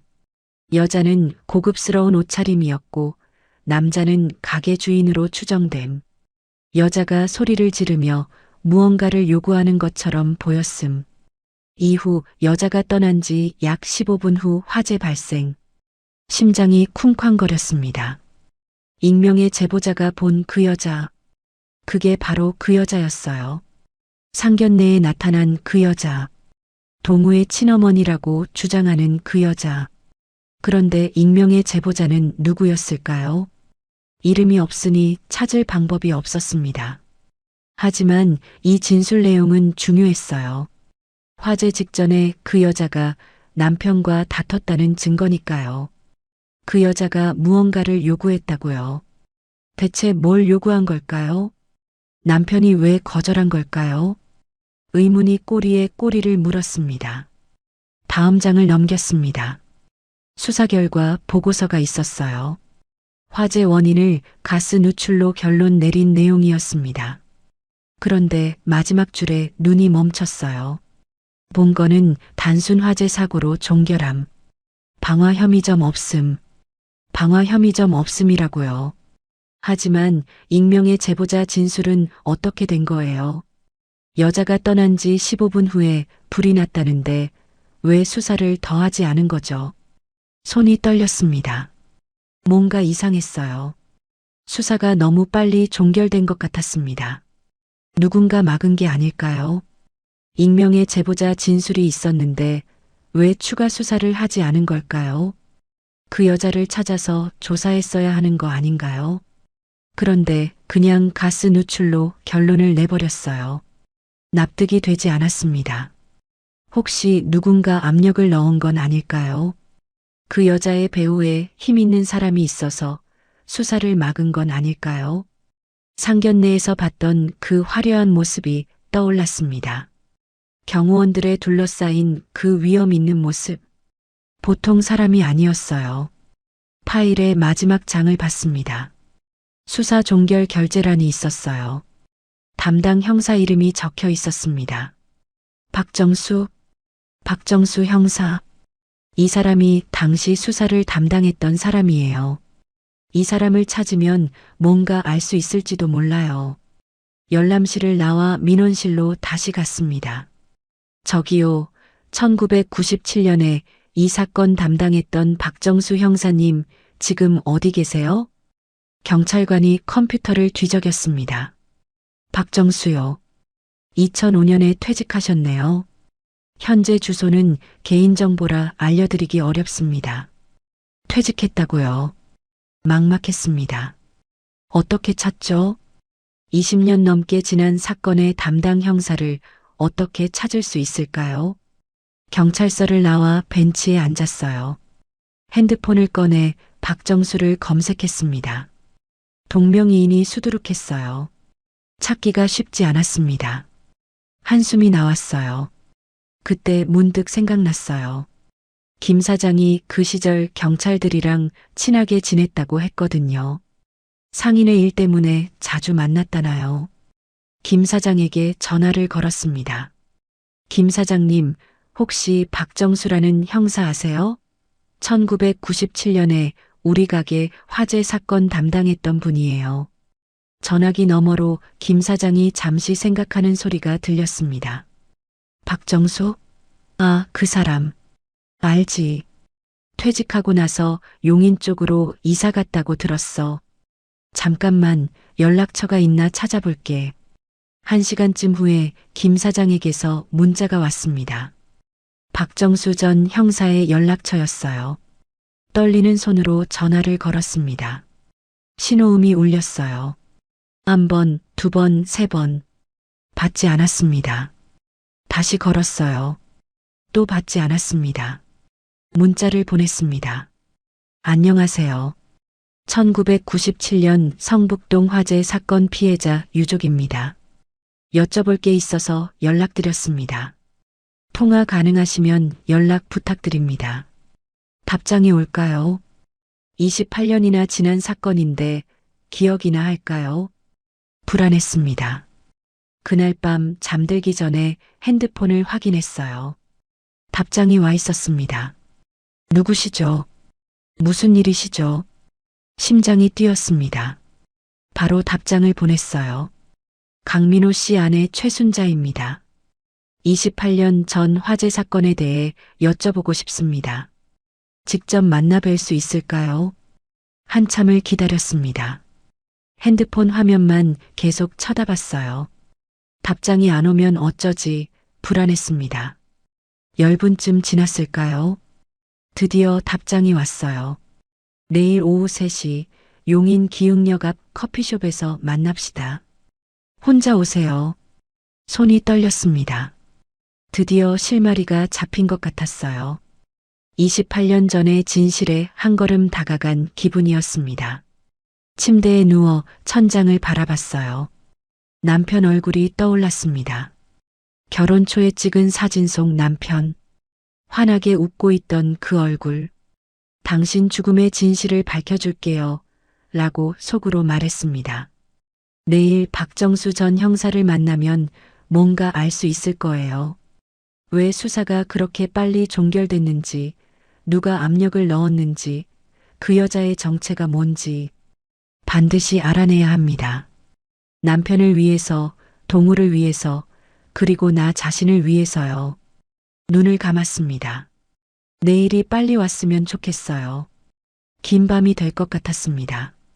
하지만 작은 희망이 보이기 시작했어요. 용인 기흥역에 도착한 건 오후 2시 반이었습니다. 약속 시간보다 30분 일찍 왔어요. 커피숍을 찾아 들어가서 구석 자리에 앉았습니다. 심장이 두근거렸어요. 손에 땀이 배어 냅킨으로 닦았습니다. 창밖을 바라보며 기다렸어요. 지나가는 사람들을 하나하나 살폈습니다. 박정수 형사가 어떻게 생겼는지 몰랐거든요. 28년 전에 한두 번 봤을 텐데 기억이 나지 않았어요. 3시 정각 문이 열리고 한 남자가 들어왔습니다. 흰 머리에 깊은 주름이 파인 얼굴이었어요. 70대쯤 되어 보였습니다. 남자가 주위를 둘러보더니 저를 발견하고 다가왔어요. 최순자 씨? 낮고 굵은 목소리였습니다. 저는 고개를 끄덕이며 일어섰어요. 네, 박정수 형사님이시죠? 전직이요. 이제 그냥 늙은이입니다. 남자가 맞은편에 앉았습니다.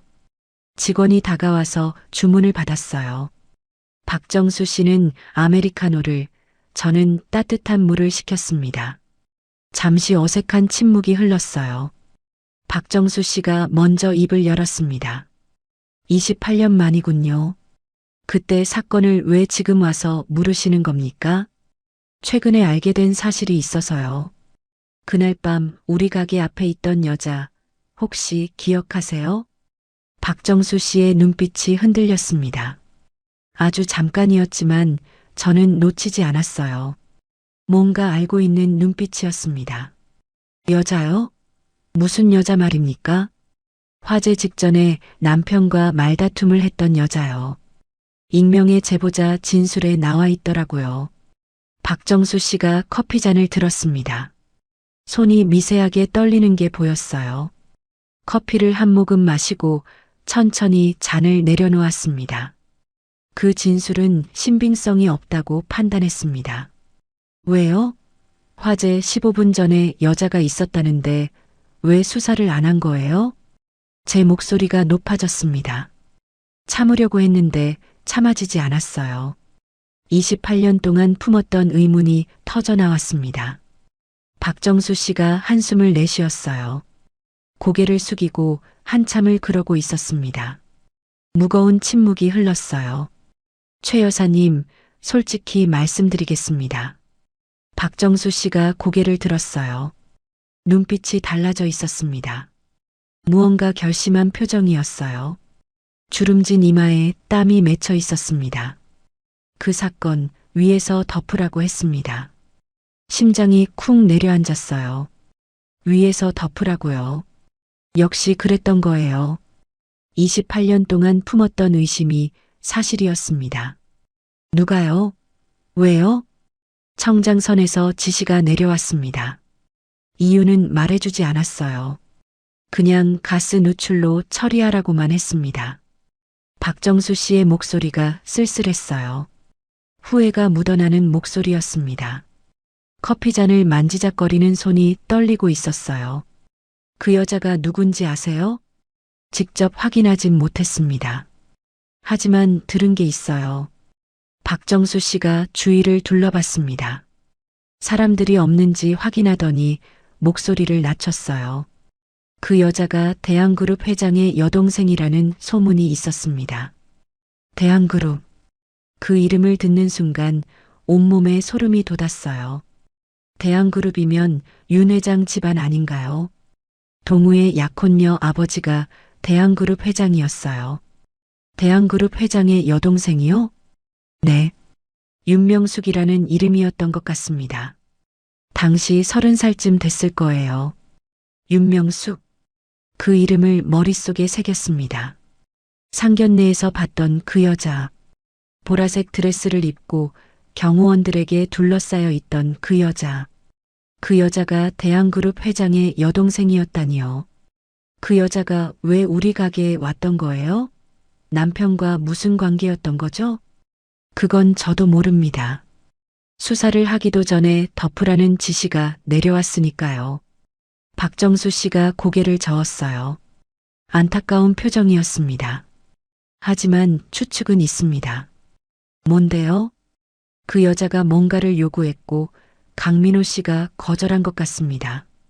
그래서 다툼이 벌어진 거고요. 뭘 요구했는데요? 박정수 씨가 잠시 망설였어요. 무언가 말하기 어려운 게 있는 것 같았습니다. 아이를 달라고 한 게 아닐까요? 아이요? 네. 그때 칼국수 집에 갓난아기가 있었잖아요. 강동우라는 아이요. 순간 머릿속이 하얘졌습니다. 동우를 달라고요. 왜요? 남의 집 아이를 왜 달라고 해요? 그게 무슨 말이에요? 동우는 우리 아들이에요. 최 여사님, 혹시 동우 씨가 입양하라는 거 알고 계셨습니까? 입양이요? 아니에요. 동우는 남편이 불에서 구해낸 아이예요. 그날 밤 화재 현장에서요. 박정수 씨의 표정이 묘해졌어요. 뭔가 알고 있는데 말하기 어려운 것 같았습니다. 저도 자세한 건 모릅니다. 하지만 그 여자가 아이를 원했던 건 확실합니다. 누군가한테 들었어요. 누구한테요? 익명의 제보자요. 제가 따로 만났습니다. 보고서에는 넣지 못했지만요. 박정수 씨가 호주머니에서 낡은 메모지를 꺼냈어요. 누렇게 바랜 종이였습니다. 이걸 28년 동안 가지고 있었습니다. 언젠가 필요할 것 같아서요. 떨리는 손으로 메모지를 받았어요. 펼쳐보니 손글씨가 적혀 있었습니다. 여자가 아이를 내놓으라고 소리쳤음. 남자가 절대 안 된다고 거절함. 여자가 돈을 주겠다고 했으나 남자가 거부함. 여자가 후회할 거라며 떠남. 15분 후 화재 발생. 손이 벌벌 떨렸습니다. 눈앞이 흐려졌어요. 눈물이 차올랐습니다. 글씨가 번져 보였어요. 남편이 동우를 지키려다 죽은 거예요. 그 여자가 동우를 빼앗으려고 했고 남편이 막았던 거예요. 그리고 불이 났습니다. 남편은 동우를 지키다가 목숨을 잃은 거였어요. 28년 동안 몰랐습니다. 남편이 왜 죽었는지, 그 화재가 왜 일어났는지, 그냥 불운한 사고라고만 생각했어요. 하지만 아니었습니다. 누군가가 남편을 죽인 거예요. 방화인 거예요? 그 여자가 불을 지른 거예요? 증거가 없습니다. 하지만 정황상 그렇게 의심할 수밖에요. 박정수 씨의 목소리가 무거웠어요. 죄책감이 묻어나는 목소리였습니다. 28년 동안 이 비밀을 안고 살았습니다. 위에서 덮으라고 해서 덮었지만 마음이 편한 적이 없었어요. 왜 이제야 말씀하시는 거예요? 이제 저도 얼마 안 남았습니다. 죽기 전에 이 짐을 내려놓고 싶었어요. 박정수 씨가 쓸쓸하게 웃었습니다. 주름진 얼굴에 피로가 가득했어요. 최 여사님 조심하세요. 대한그룹은 무서운 곳입니다. 그 여자도 보통 사람이 아니에요. 조심하라니요? 진실을 파헤치려고 하면 위험해질 수 있다는 겁니다. 28년 전에도 저를 협박한 적이 있어요. 소름이 돋았습니다. 협박이라니요. 그 정도로 무서운 사람들인 건가요? 그래도 알아야 해요. 남편이 왜 죽었는지, 그 여자가 왜 동우를 원했는지 다 알아내야 합니다. 말려도 소용없겠죠. 박정수 씨가 한숨을 쉬었어요. 그럼 하나만 알려드리겠습니다. 그 여자 윤명숙 씨가 28년 전에 아이를 잃었다는 소문이 있었어요. 아이를 잃었다고요? 네. 갓난아기를요. 그래서 다른 아이를 원했던 게 아닐까 싶습니다. 자기 아이를 대신할 아이를요. 머릿속이 복잡해졌어요.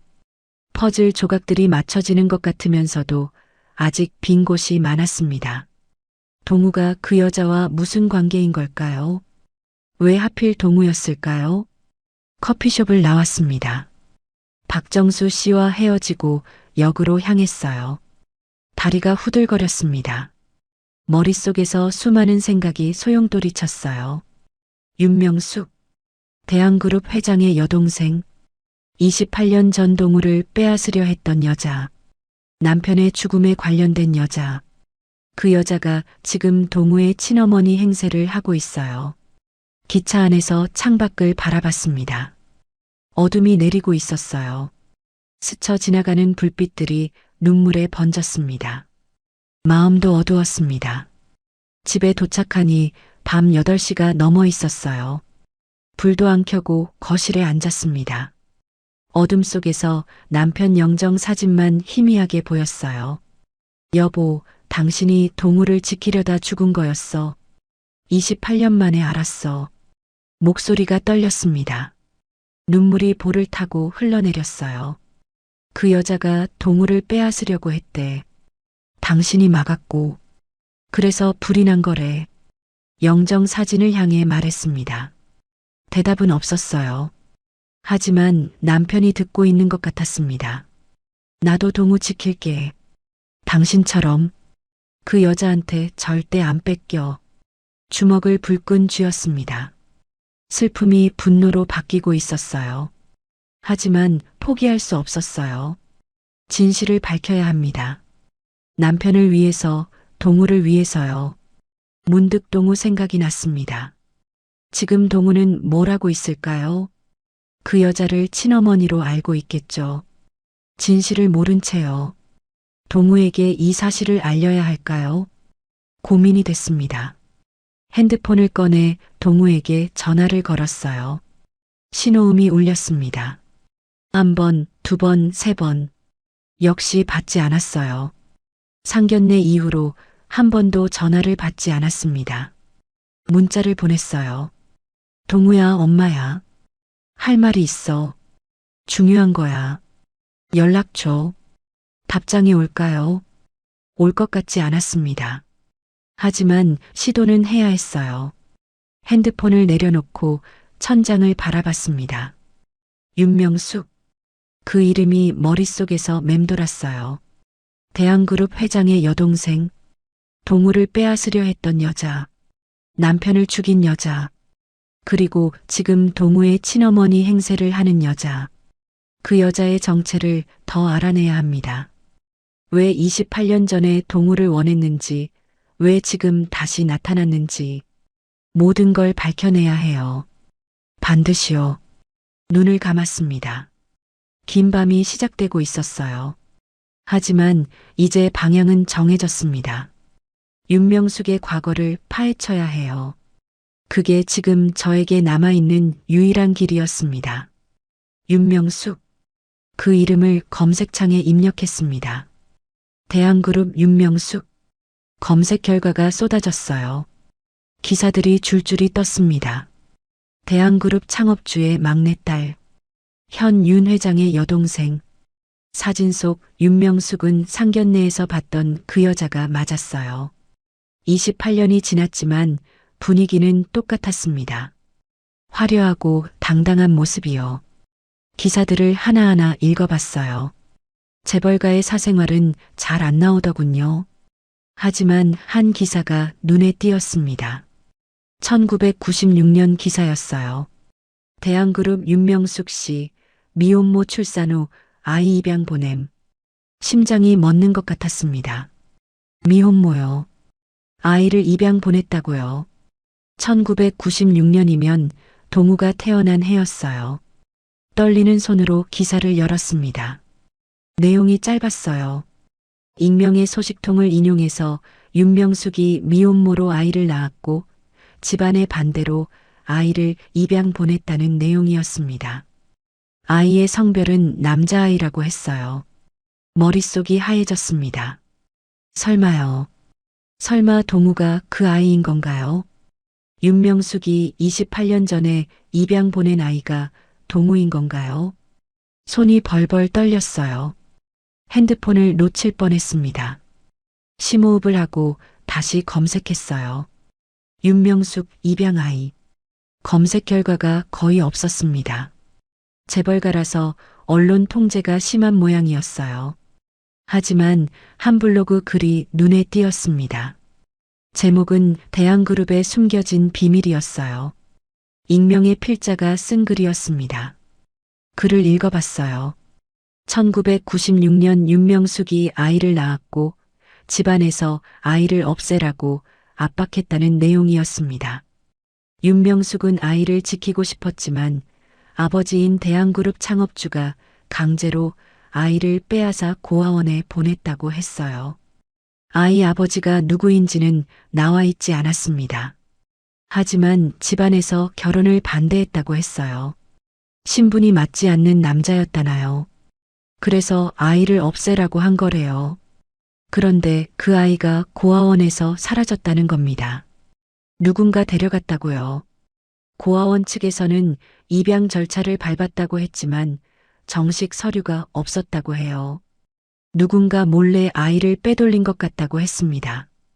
온몸에 소름이 돋았습니다. 고아원에서 사라진 아이. 그 아이가 동우인 건가요? 남편이 어디선가 동우를 데려온 건가요? 아니에요. 남편은 화재 현장에서 동우를 구했다고 했어요. 불에 타던 건물에서요.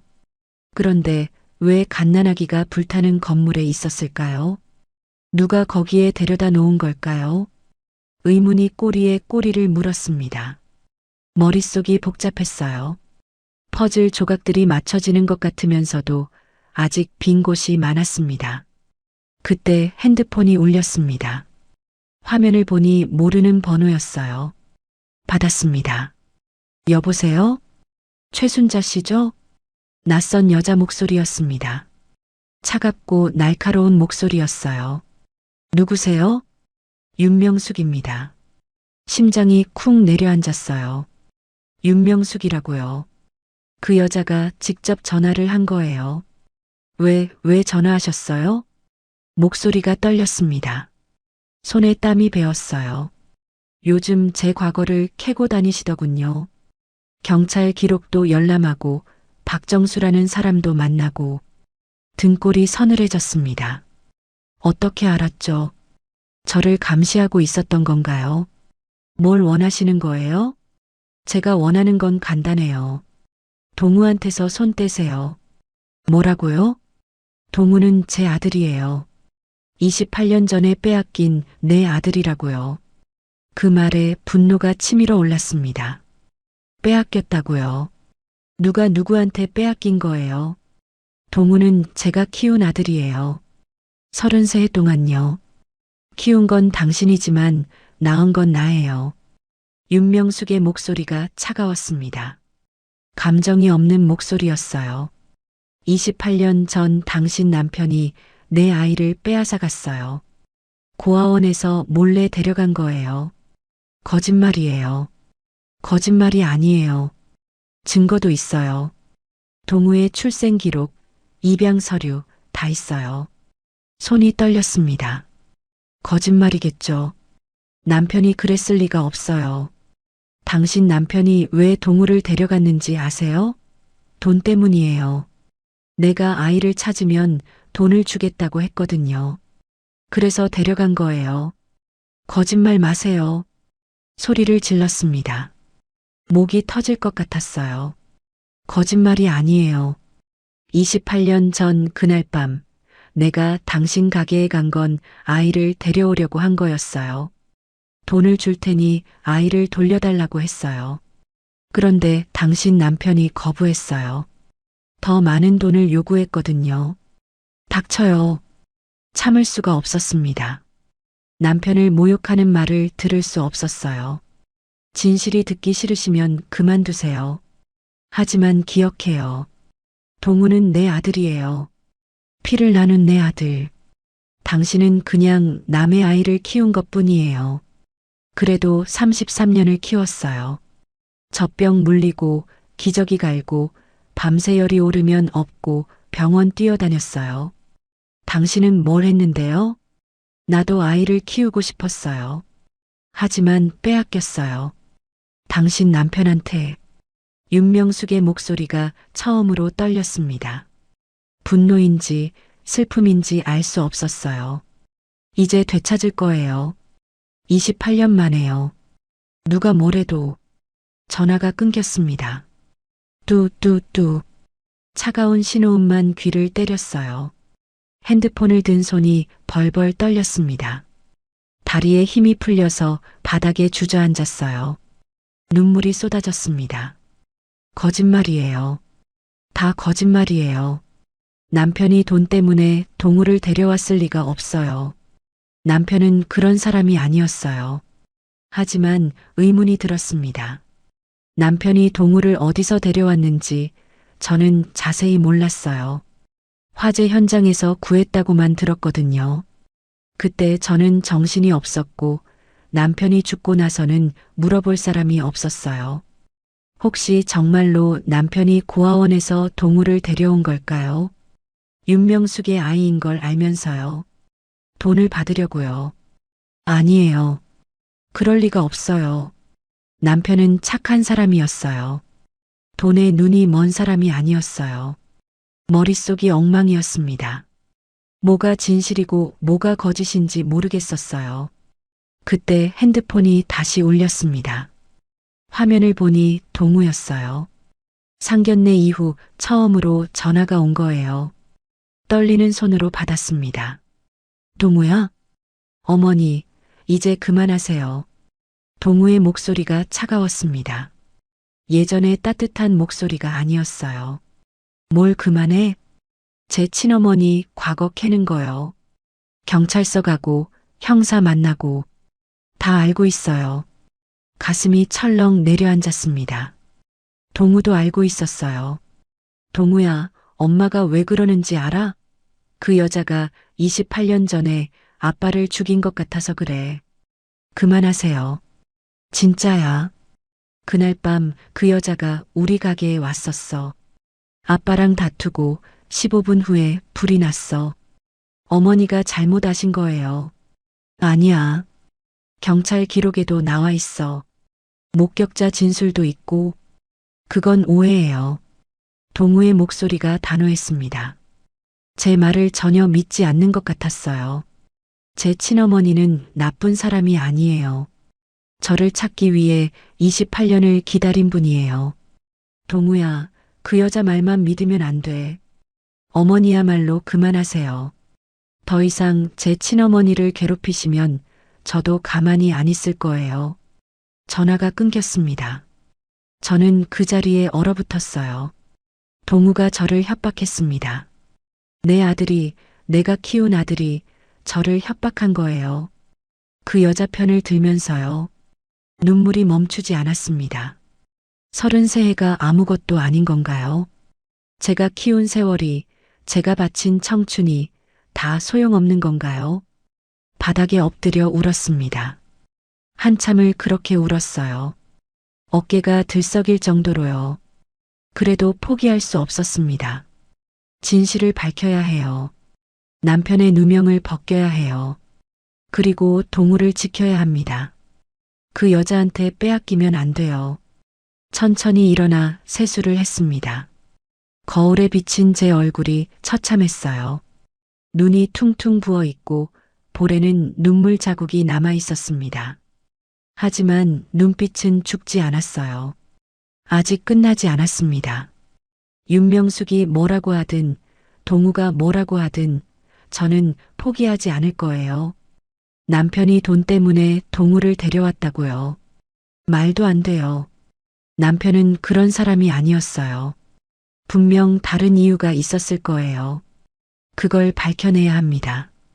핸드폰을 들고 김 사장에게 전화를 걸었어요.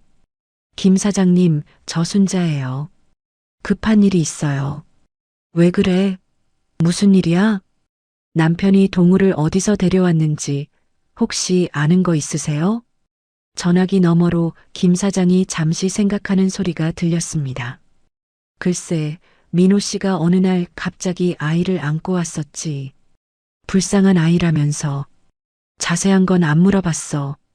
고아원에서 데려왔다는 말은 못 들었어요? 고아원? 그런 말은 못 들었는데. 왜? 아니에요. 나중에 얘기할게요. 전화를 끊고 생각에 잠겼습니다. 남편이 동우를 어디서 데려왔는지 아는 사람이 없었어요. 28년 전 일이라 기억하는 사람도 없고요. 하지만 어딘가에 기록이 남아 있을 거예요. 고아원 기록이든 입양 서류든 그걸 찾아야 합니다. 그래야 윤명숙의 거짓말을 밝힐 수 있어요. 내일부터 다시 조사를 시작해야겠습니다. 남편의 명예를 위해서, 동우를 위해서, 그리고 나 자신을 위해서요. 절대 포기하지 않을 거예요. 창밖을 바라봤습니다. 어둠이 짙게 깔려 있었어요. 하지만 새벽은 반드시 옵니다. 어둠이 아무리 깊어도요. 저도 그렇게 될 거예요. 이 어둠을 뚫고 진실을 찾아낼 거예요. 남편 영정 사진을 바라봤습니다.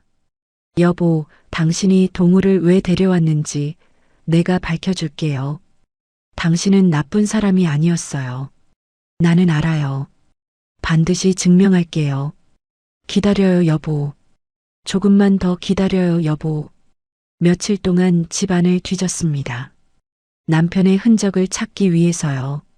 장롱 깊숙이, 서랍 구석구석, 어디든 뒤졌어요. 그러다가 다락방에서 낡은 상자 하나를 발견했습니다. 상자를 열어보니 남편의 유품들이 있었어요. 28년 동안 한 번도 열어보지 않았던 상자였습니다. 너무 아파서 볼 수가 없었거든요. 떨리는 손으로 물건들을 꺼냈어요. 남편의 지갑, 시계, 그리고 낡은 수첩 하나가 나왔습니다. 수첩을 펼쳐봤어요. 남편의 글씨였습니다. 일기처럼 적혀 있었어요. 날짜를 보니 1997년 3월이었습니다. 화재가 나기 며칠 전이었어요. 3월 10일. 오늘 이상한 남자가 찾아왔다. 대한그룹에서 왔다고 했다. 아이를 넘기면 큰 돈을 주겠다고 했다. 거절했다. 그 아이는 내가 지켜야 한다. 누가 뭐래도 지킬 것이다. 심장이 뛰었습니다. 손이 떨려서 수첩을 놓칠 뻔했어요.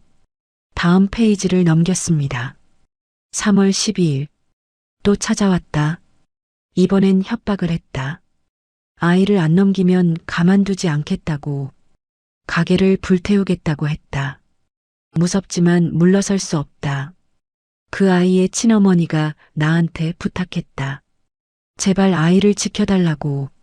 눈물을 흘리며 매달렸다. 눈물이 쏟아졌습니다. 친어머니가 부탁했다고요. 그게 무슨 말이에요? 남편은 처음부터 동우의 사연을 알고 있었던 건가요? 3월 14일. 내일이면 그들이 다시 올 것 같다. 순자한테는 말 못했다. 걱정할까봐. 순자는 아무것도 모른다. 그냥 내가 화재 현장에서 아이를 구했다고만 알고 있다. 미안하다, 순자야. 만약 내게 무슨 일이 생기면 동우를 부탁한다. 그 아이의 친어머니는 윤명숙이라는 여자다. 재벌가 딸인데 집안에서 아이를 죽이려고 했다. 나는 고아원에서 그 아이를 빼돌렸다. 돈 때문이 아니다. 명숙 씨가 울면서 부탁했기 때문이다. 제발 내 아이를 살려달라고. 오빠한테 들키면 아이가 죽는다고. 손에서 수첩이 떨어졌습니다. 온몸에 소름이 돋았어요. 남편이 돈 때문에 동우를 데려온 게 아니었어요. 윤명숙이 직접 부탁한 거였습니다. 그런데 왜요? 왜 윤명숙은 지금 와서 남편을 모함하는 거예요? 자기가 부탁해 놓고요.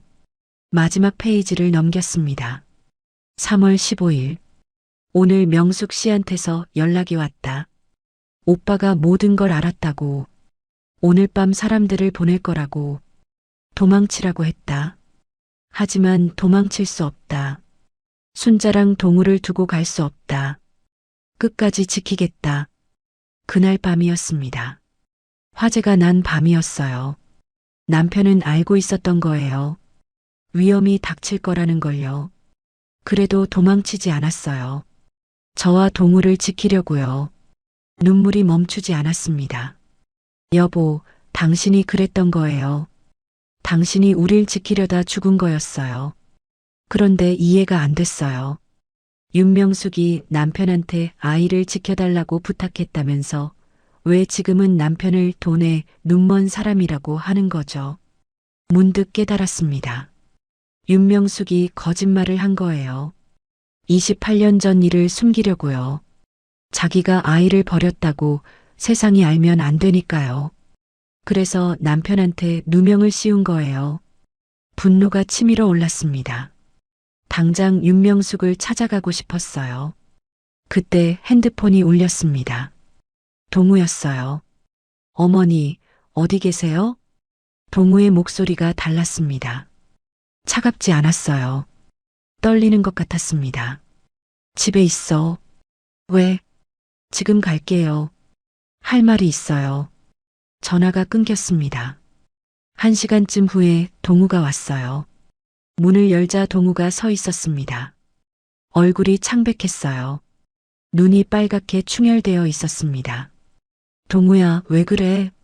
어머니, 죄송해요.